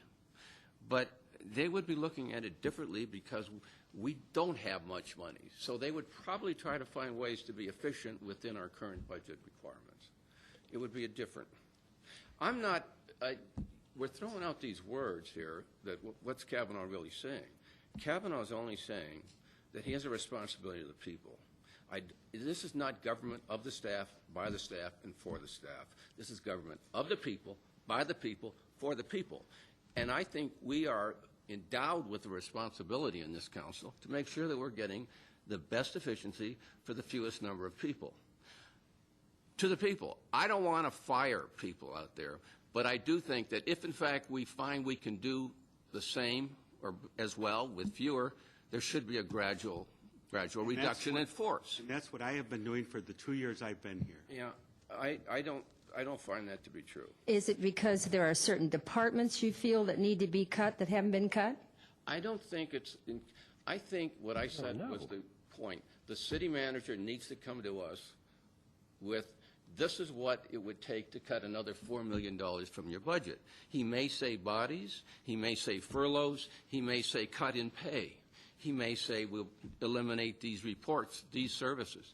That's his job to bring that to us. Didn't we, is that not what we're waiting on for our Citizens Budget Committee to be also looking at these things to That's- come to us? The important word you used there was also. I agree. We're looking forward to that as well. Well, why don't we wait till they come back to that? I don't mind waiting for that. Okay, fine. I think what bothers me too is the fact that you're not truly looking at the operating expenditures that he's showing, and that cuts after cut after cut has taken place here. You're talking about bodies. And even if it came back to saying, at the end of the day, hire a consultant that costs us $50,000 or whatever the figure may be, to find out that, well, really, the only amount of people you can cut is about 4. Well, right there, it didn't pay for itself. So, I mean, what was the point? Well, you're throwing out these ifs. I'm trying to turn an if into a reality. Tell us if you do these 3 things, what are we going to save? I'm not ready to make a decision on that. I don't think you are either. No. We may decide that with these budget cuts just aren't acceptable to us. But I think they should be presented, Joanne, to us. And you all have been very, very strong in Frank recommended otherwise, and I agree with Frank, but you were strong. No, it's a city manager's job, and all we do is very much of an overarching review of the budget. We don't get into the details. You're asking me to tell you things, but then the council doesn't want me to get into the details. So here we are in another fiscal year. We aren't into the details. It's going to be overarching. But it can be overarching if we demand that the leader of the staff come back to us with various alternatives. You know, they've gone through this time and time again over the last 2-3 months, Mayor. We've hammered the staff. No, we haven't. But Yes, we have. our job is not to trust. Our job is to verify. And it would be nice to trust The man was everybody. verifying it. That's what we hired him for. You aren't verifying it. That's the difference, Dick. We hired him to advise us. He's done that. I know it. And you're not agreeing with what he's given us. I agree. I am not at this point. I don't think There's that's an awful lot of distrust. There's an awful lot of distrust. And, you know, we've had this before, you know. This is not anything new. Well, why don't you change? Because we're on our second city manager now, and I'm not ready for you to to, change. I'm not ready to do this all over again. I don't even want to talk about that. Okay, well, I'm just That's not telling fair you, to anybody. I'm just telling you that not the point. it is important. It is important. It is important. Now, obviously, you feel that we need to cut staff. So tell us, since you have this information, how much percentage more should we be cutting and still be able to run efficiently? Okay, I did say I don't want to cut people. I don't want to put people out in the street. I already said that. I do say that we need to determine what we need for the future, and we need to gradually get to that point. And therefore, you may not be hiring as many people over the next couple of years, even when we recover. I'm sure we won't, Well, because we're going in that trend right now. and other cities are doing furloughs, we haven't. Other cities are cutting pay, we haven't. Now, are you sure that we shouldn't be doing that?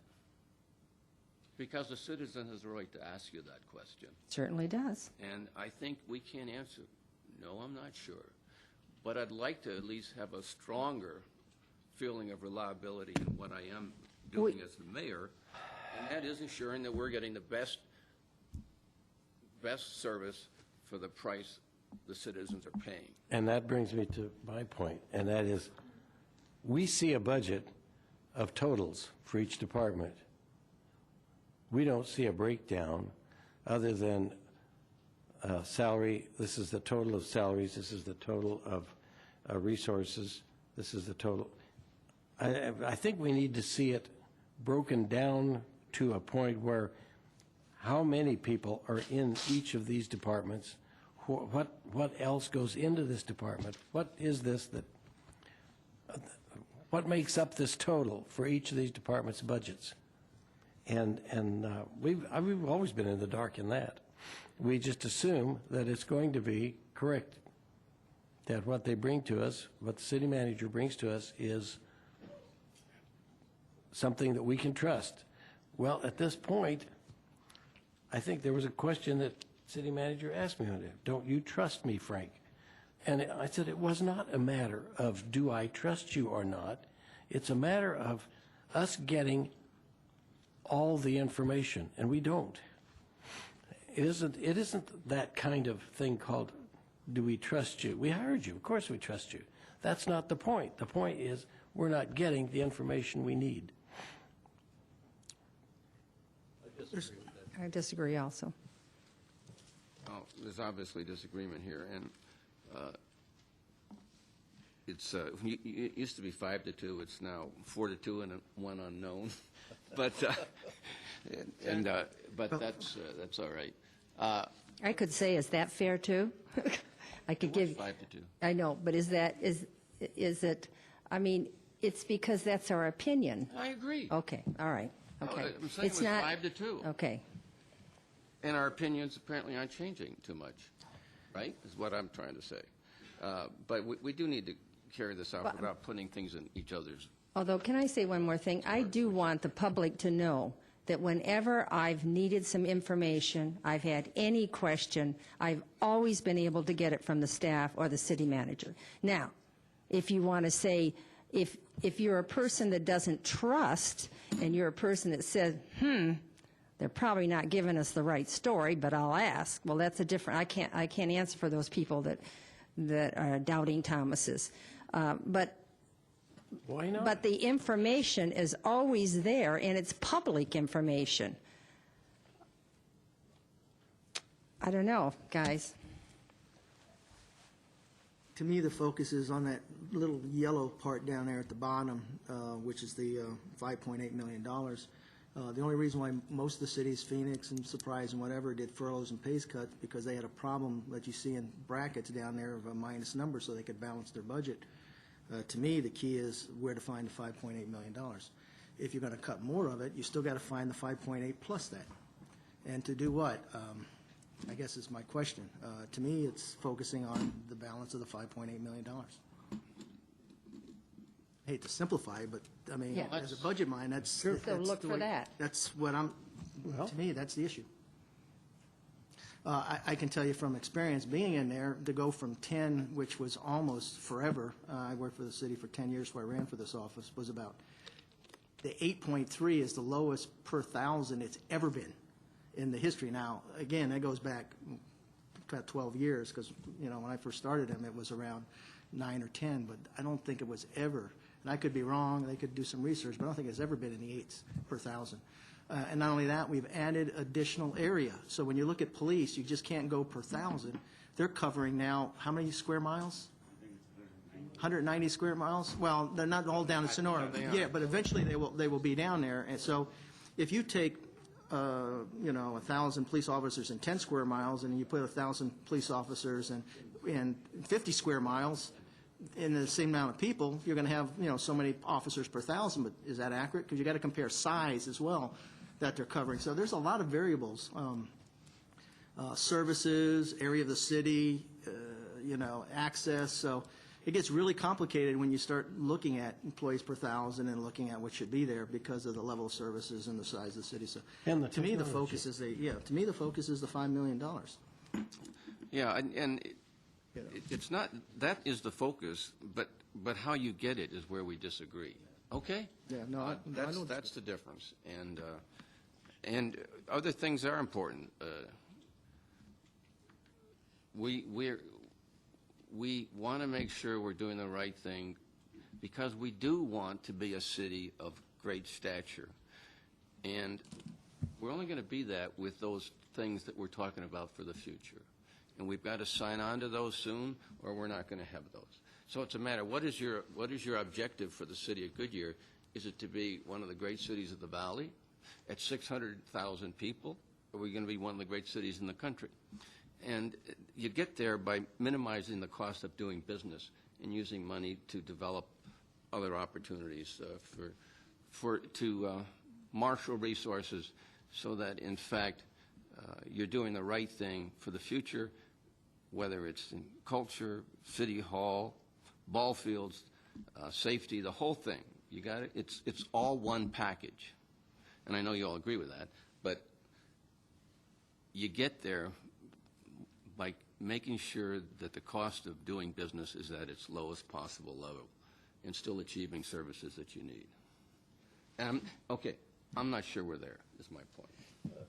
For the point of clarification, how many employees have left since we started this process? I mean, from all avenues? I believe it's 94. 94 people that are no longer here, since we started this. I know. So that's a big reduction. I know, in but employees. it was even worse before is the point. And those are positions. Yeah. Those are positions. There were people. people in all of those positions at And- one point in time. Yeah, at one point in time, but not necessarily when we decided not to fill it. No, there weren't. And the only other thing I would say, Jim, is it's very difficult.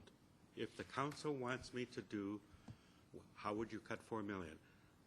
I would advise you against that because I don't want to alarm the employees who are still with us that we're looking at getting rid of this, or this. Don't worry, though, we're just doing it as an exercise. I have tried very hard to maintain the employees' morale at this point, and it's become more and more difficult. But we have been able to do it. We're having a picnic next week where the department directors are cooking. we're doing all of the costs of that from the employees themselves. I mean, we need to make sure that we protect the employees' morale. And I would just say that I think it's very difficult if you ask me to identify where's the next $4 million coming from. Well, morale is obviously important to all of us, but I don't think you can deny the need for greater investigation into operations because of your fear that you'll hinder or hamper or harm morale. We should not base morale on the backs of our citizenry. Nor should we do it on the back, needlessly on the backs of our But employees. at that point, it's not needless. What concerns me is that from the beginning when I was elected, when I went out to all different types of affairs, the one thing I heard from other cities and from developers, from stakeholders, what an outstanding staff and what a quality staff we have. I don't want to lose the quality. I don't want to have to be hiring college graduates and losing experience. So that's a concern for me, Mayor. It's a concern for me. Well, and it's very valid, because if you really stop and think about the time frame of when we probably had the most employees, and at that time, Goodyear was in its highest growth, and it was seen nationwide as being such a fast-paced. I mean, we were getting applications from across the nation. So we were getting the cream of the crop of people that came to be employed in the city of Goodyear.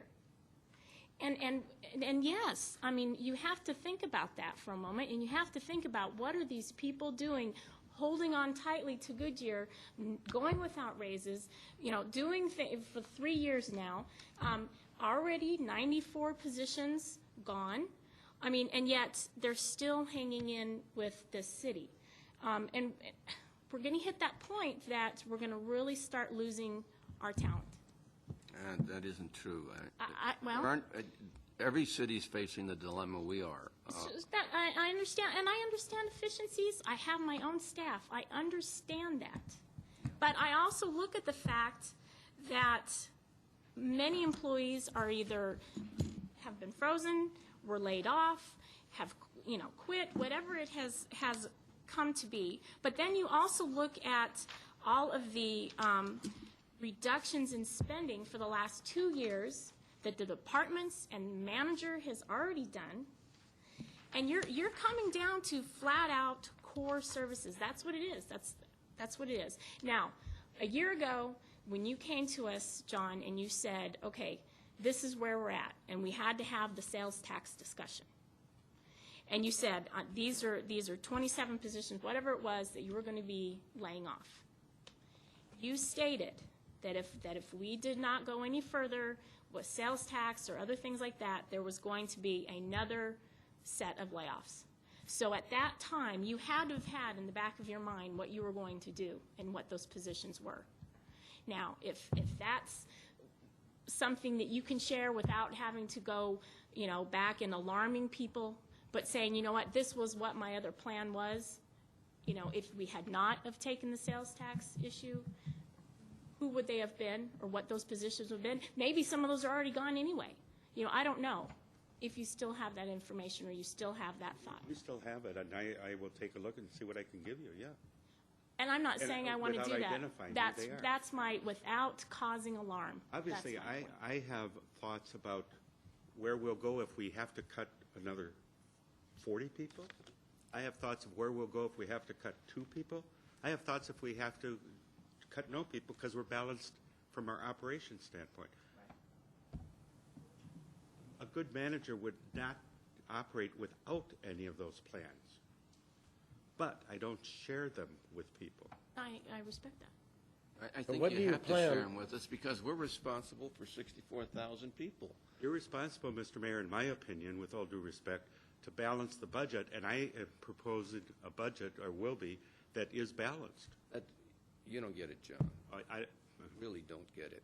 Now, I don't believe you do, Mr. Mayor, You don't believe what? that you do. I think we have I a think, power issue I think, here. Counsel, that is certainly something that an employee should not be addressing. You may not respect me or like me, but the fact is you don't address a mayor like that. Or does this council accept that? I'm It's accepting. not so much that, but I think you're both addressing each other in the same manner, so I can't condone either one of you the way you address each other. So that, I mean, that's where I stand, and it happens over and over again. And it's just, I guess, a philosophy difference on, it always gets down to stepping over that threshold again. We're going back again. When you step into the administrative part as a council, and I'll put me in on it too, and then it's back, and so. Asking these questions. I'm not saying we don't have Well, a then responsibility I asking. shouldn't I be just, told that I don't know what I'm doing. I didn't By a exactly city say manager. that, Mr. Mayor. Pardon me? I didn't exactly say that, Mr. You're Mayor. doggone close. I didn't say that, though. I would, if I had the choice, I'd fire you right now. I don't have the support from this council, but I would. Well, you're picking up the same verbiage that one individual during the committee said. yeah, we've already heard this statement. He's heard that already, Okay, okay? That I'd fire you. okay. You picking it up on that one? From that- John, Are you picking that up? No. I'm saying from the comment he just made to me, did he make the comment before the person made Jim, that? the way you're addressing him, okay? I- If it were me, I'd tell you to leave as mayor. Well, I will tell the public, this is transparency. So if the news media is here, this is exactly what you have to do because you can't do it behind closed doors. So this is a pure example of city government right out to the public. So I do need to state that because people are going to criticize tomorrow that how could you talk to each other like that or how could you say what you said. But you know what? It's the only place we can say it because I can't go behind this door and say something to our mayor or to the rest of the council. It has to be right out in front of God and country. And so that's how it is tonight, guys. Yeah. Well, I'm not going to be so righteous about this because I think what we really need to do is to drop it right now and pick it up on another time because at this point, it's getting worse. It's not helping. The situation is not helping.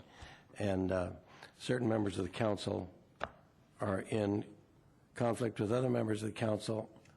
And for the most part, I've kept my mouth shut. It's been very difficult, but I think I need to, and I don't want to say anything because I think at this point, saying anything will just stir up more problems, and I think we need to go home and do this another day. That makes sense to me. Anybody disagree? I would like to just have one, and it has nothing to do with this issue, but it has to do with the bottom line, and that's the $5 million structural deficit.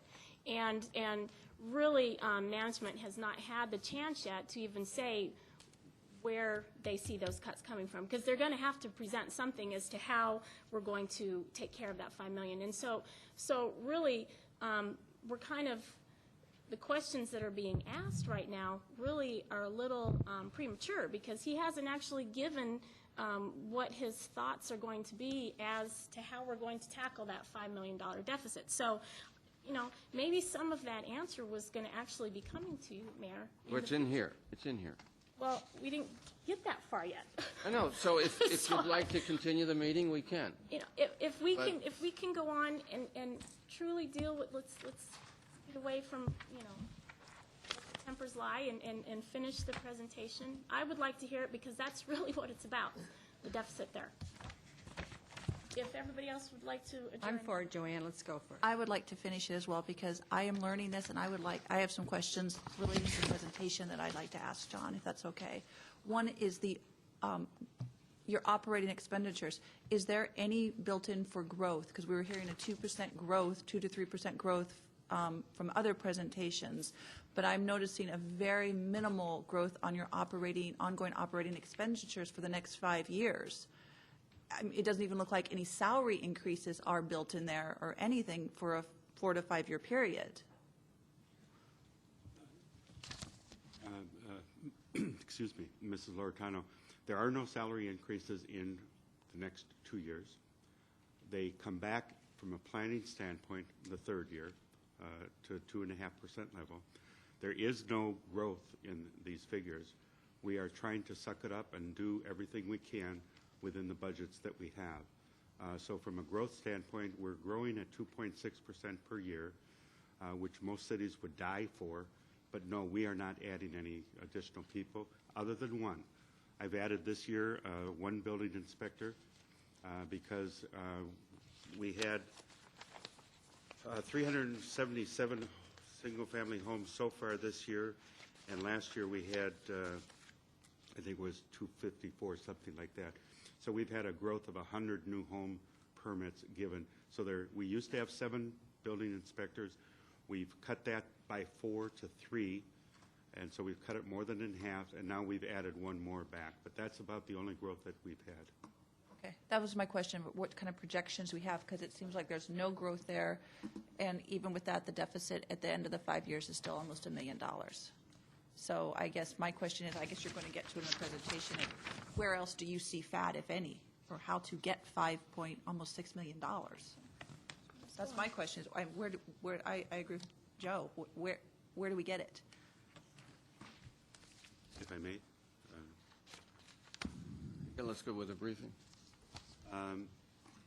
Ongoing operating revenue, some of you have heard it referred to as a run rate. The operating expenditures are $22.3 million through this first 6 months. And so this individual said, well, why don't we operate at $44.6 million? That's twice the run rate that we've had for the first 6 months. Well, here are some examples of why we can't do that. Some variances. None of these are linear expenditures. Public safety overtime, $94,000. IT software maintenance, $191,000. These are going to be spent in addition to what's been spent the first half of the year.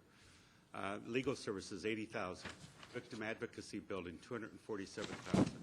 YMCA pool contract, $235,000.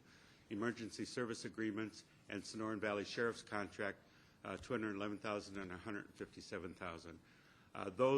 The departments, we have sat down with every department and projected where are we going to end up the year, and the departments are saying we're going to end up at $47.5 million. John, could you talk about the public safety overtime? We have cut public safety overtime tremendously. I can't cite specific numbers, but the fire department has cut it, I think it's almost by half.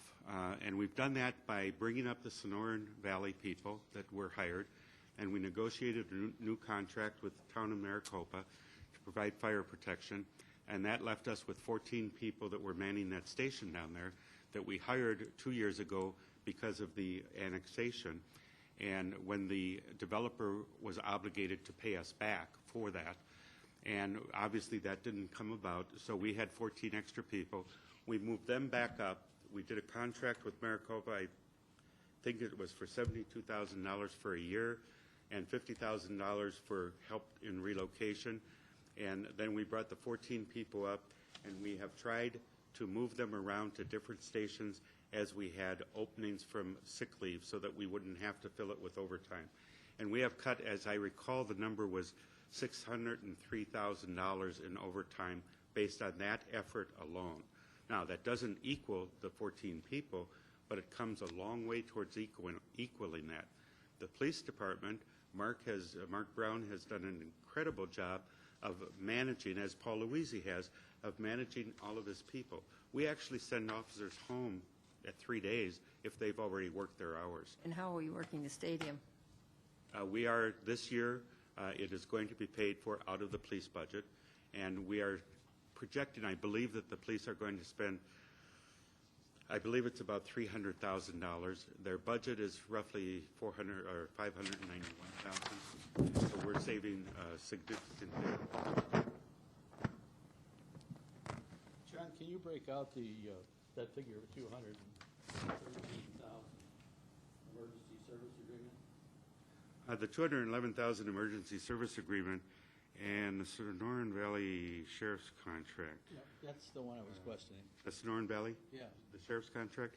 That one, again, I forget the specific numbers, but I believe that our contract is with the sheriff to provide one man 24/7, 24 hours a day, 7 days a week, is roughly $150,000. $52,000 or something like that. Why does the figure 75,000 come to mind when we first went into Now, it? that's for the fire. That figure is correct for the fire. Fire? Yeah. It's about. Where is 75. that? That's not in here. That's in the 211? Yes, it is.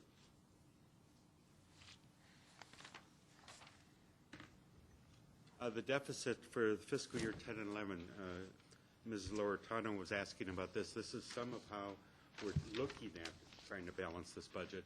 We're looking at one-time revenues. That's the remaining TIC bonds. I've mentioned that to you before, roughly $2.2 million we have available from the PIC bonds that we have sold that are only eligible for building the Cincinnati Reds facilities or to pay back the PIC bonds that we borrowed. And we had $2 million, or I forget the amount, but 3-point-some million. And we're using $1 million of that this year, and then we have $2.2 million that's available next year to put towards that. Then estimated fund balance, I've mentioned that we anticipate receiving $2 million this year, not receiving, that we will underspend by $2 million this year. And this is the way that you, quote, the found $4 million. We're saving roughly $2 million this year, and that is on top of the other things we're doing, so that the total reduction in the deficit right now that we're looking at, assuming that these two are approved, is that we're 1.6 million out of balance. Just real quick, John, with this approach, then what happens is the following year budget for 11-12, you'll have a $4.2 million deficit to start with. Correct. Just make sure everybody understands. Thank you. I hope not. Operating budget projected fiscal year 10 and 11 impacts. Possible increases to the budget are roughly $2 million. We have elections, which will cost $130,000. That's uncontrollable. Health insurance cost increase roughly $450,000. We have gotten it down to that figure from well over $1 million. Workers' comp coverage increase $120,000. This is the inspector I mentioned, the inspector position, $66,000 that we added back into the budget this year because we can't keep up with the inspections. Telephone system lease payments of $635,000. This will be something less than that, but that's the placeholder that we have put in there for now. Park and ride O&M that you approved this evening is $120,000. Increased water rates, this is the impact from right-of-way, parks, and facilities is almost $475,000 additional to the city of Goodyear. The reductions, $3.3 million. We have the fiscal year 9 and 10 mid-year sustainable of $780,000. We have fiscal year 9 and 10, the frozen positions that are sustainable at $1.5 million. We have additional commodity reductions of roughly $1 million.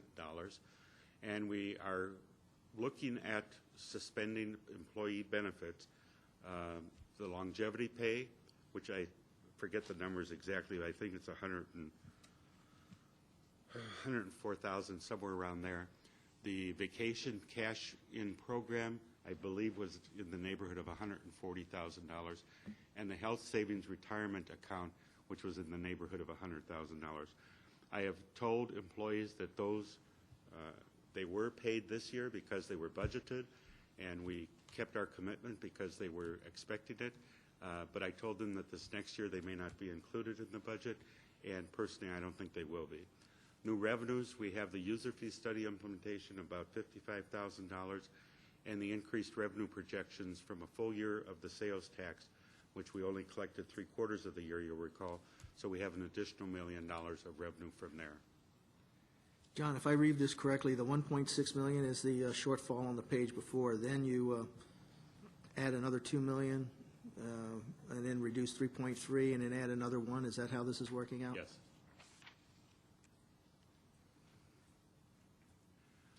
And then just in closing, this is, again, the columns I point out are total resources, total sources, $55 million. The ongoing operating expenditures, $52.074 million. So there's an operating balance surplus of $3,165,000.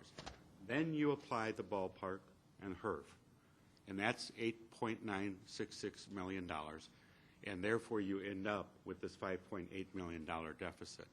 So we have, as a city, done a super good job, in my opinion, in bringing the balance into place for the budget without the ballpark.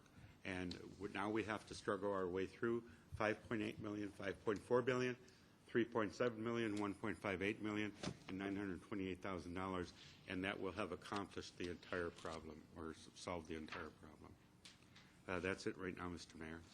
Yeah, I don't think we want to say that the problem with the city is the ballpark. And although I understand it is a drain, but the ballpark is something this city never had, didn't have that meeting capability. It's improved our credibility throughout the valley, throughout the country. And if we had not moved on the ballpark when we did, remember, our expectation is that of that 105 million, about 70 million of that's going to be paid for by Sports and Tourism Authority monies. The problem is the upfront money isn't. But it's an investment we made as a city, and I think it was a wise investment. Certainly we're concerned about the capability of the Sports and Tourism Authority in the future, its financing capability, but that is being evaluated and assessed and analyzed by others. But I believe the baseball was a very good idea. And Mr. Mayor, I agree with you wholeheartedly. And I'd like to apologize for the heat of the moment. Thank you. Okay. Me too. Okay, good. Any further comments? Yeah, I'm still not quite sure. We had 1.6. You add 2, that's 3.6. You reduce it 3.3. Is this in balance, or are we still looking at 5 million? That's what I'm not quite. Basically, we're still looking at 5.8 million. That is with all the numbers in here. So the 5.8 doesn't include the 4 million one-time coverage? I don't think so, no. But that 5.8 million, right now, that's where the balance is. But we don't have to pay that back. I mean, what we're looking at are different ways where we can help finance that, so to speak, over a period of time, because that's built in the past already, that deficit. So based on the fact that we have a $3 million surplus in operating, which is taking us a long way, I'm not going to be proposing any additional people. I will be proposing a few extra freezes, but basically the operation could go just like this. It could go at 5.8 million in the hole, and that's just where it's at. I mean, so. Yeah, but if you're 5.8 million in the hole, Yeah, how are you how are you covering that? covering it? I'm missing something here. That would be covered with the monies on hand. But then are you dropping below the 16.9 million in reserves? Yes, we would. Let's see, we're at 20, 21 point something. 24 something, probably plus 2 million, 26. So no, it probably wouldn't, because that's what, 10 million. No, it wouldn't. I think that would help to see where, your reserves are as you kind of tie that in, because I'm still trying to follow to see what that difference is, because I know we got to have, a minimum by our 16.3 16 for point. next year. But I mean, that's by our charter, right? The 6.16? It doesn't have to be there, but it has to be, if we go below that, you have to go back up to it. I think if you can show the picture on how that works, because I'm still trying to see that Yeah, and I number. think what's important, Joe, Mr. Pizzillo, excuse me, is that this isn't a proposed budget. This is just to bring you up to date with where we are right now within the finances of the city. So I know, but I think we just want to be assured we're going to be able to meet budget, so. we are. I mean, the mayor has some definite concerns, and rightfully so, yeah. Okay, and we agreed that you would work with Langford to see there's a possibility of working the city center and university issues. Okay. Just real quick, Mayor, when you're working with Langford, a couple of things, if you can get the cost of their capital and a markup from a profit standpoint, because typically, we can borrow money cheaper than they can, so I'd like to see those capital numbers and how they're going to capitalize the project and their profit line to see, how all that works into the lease. Absolutely.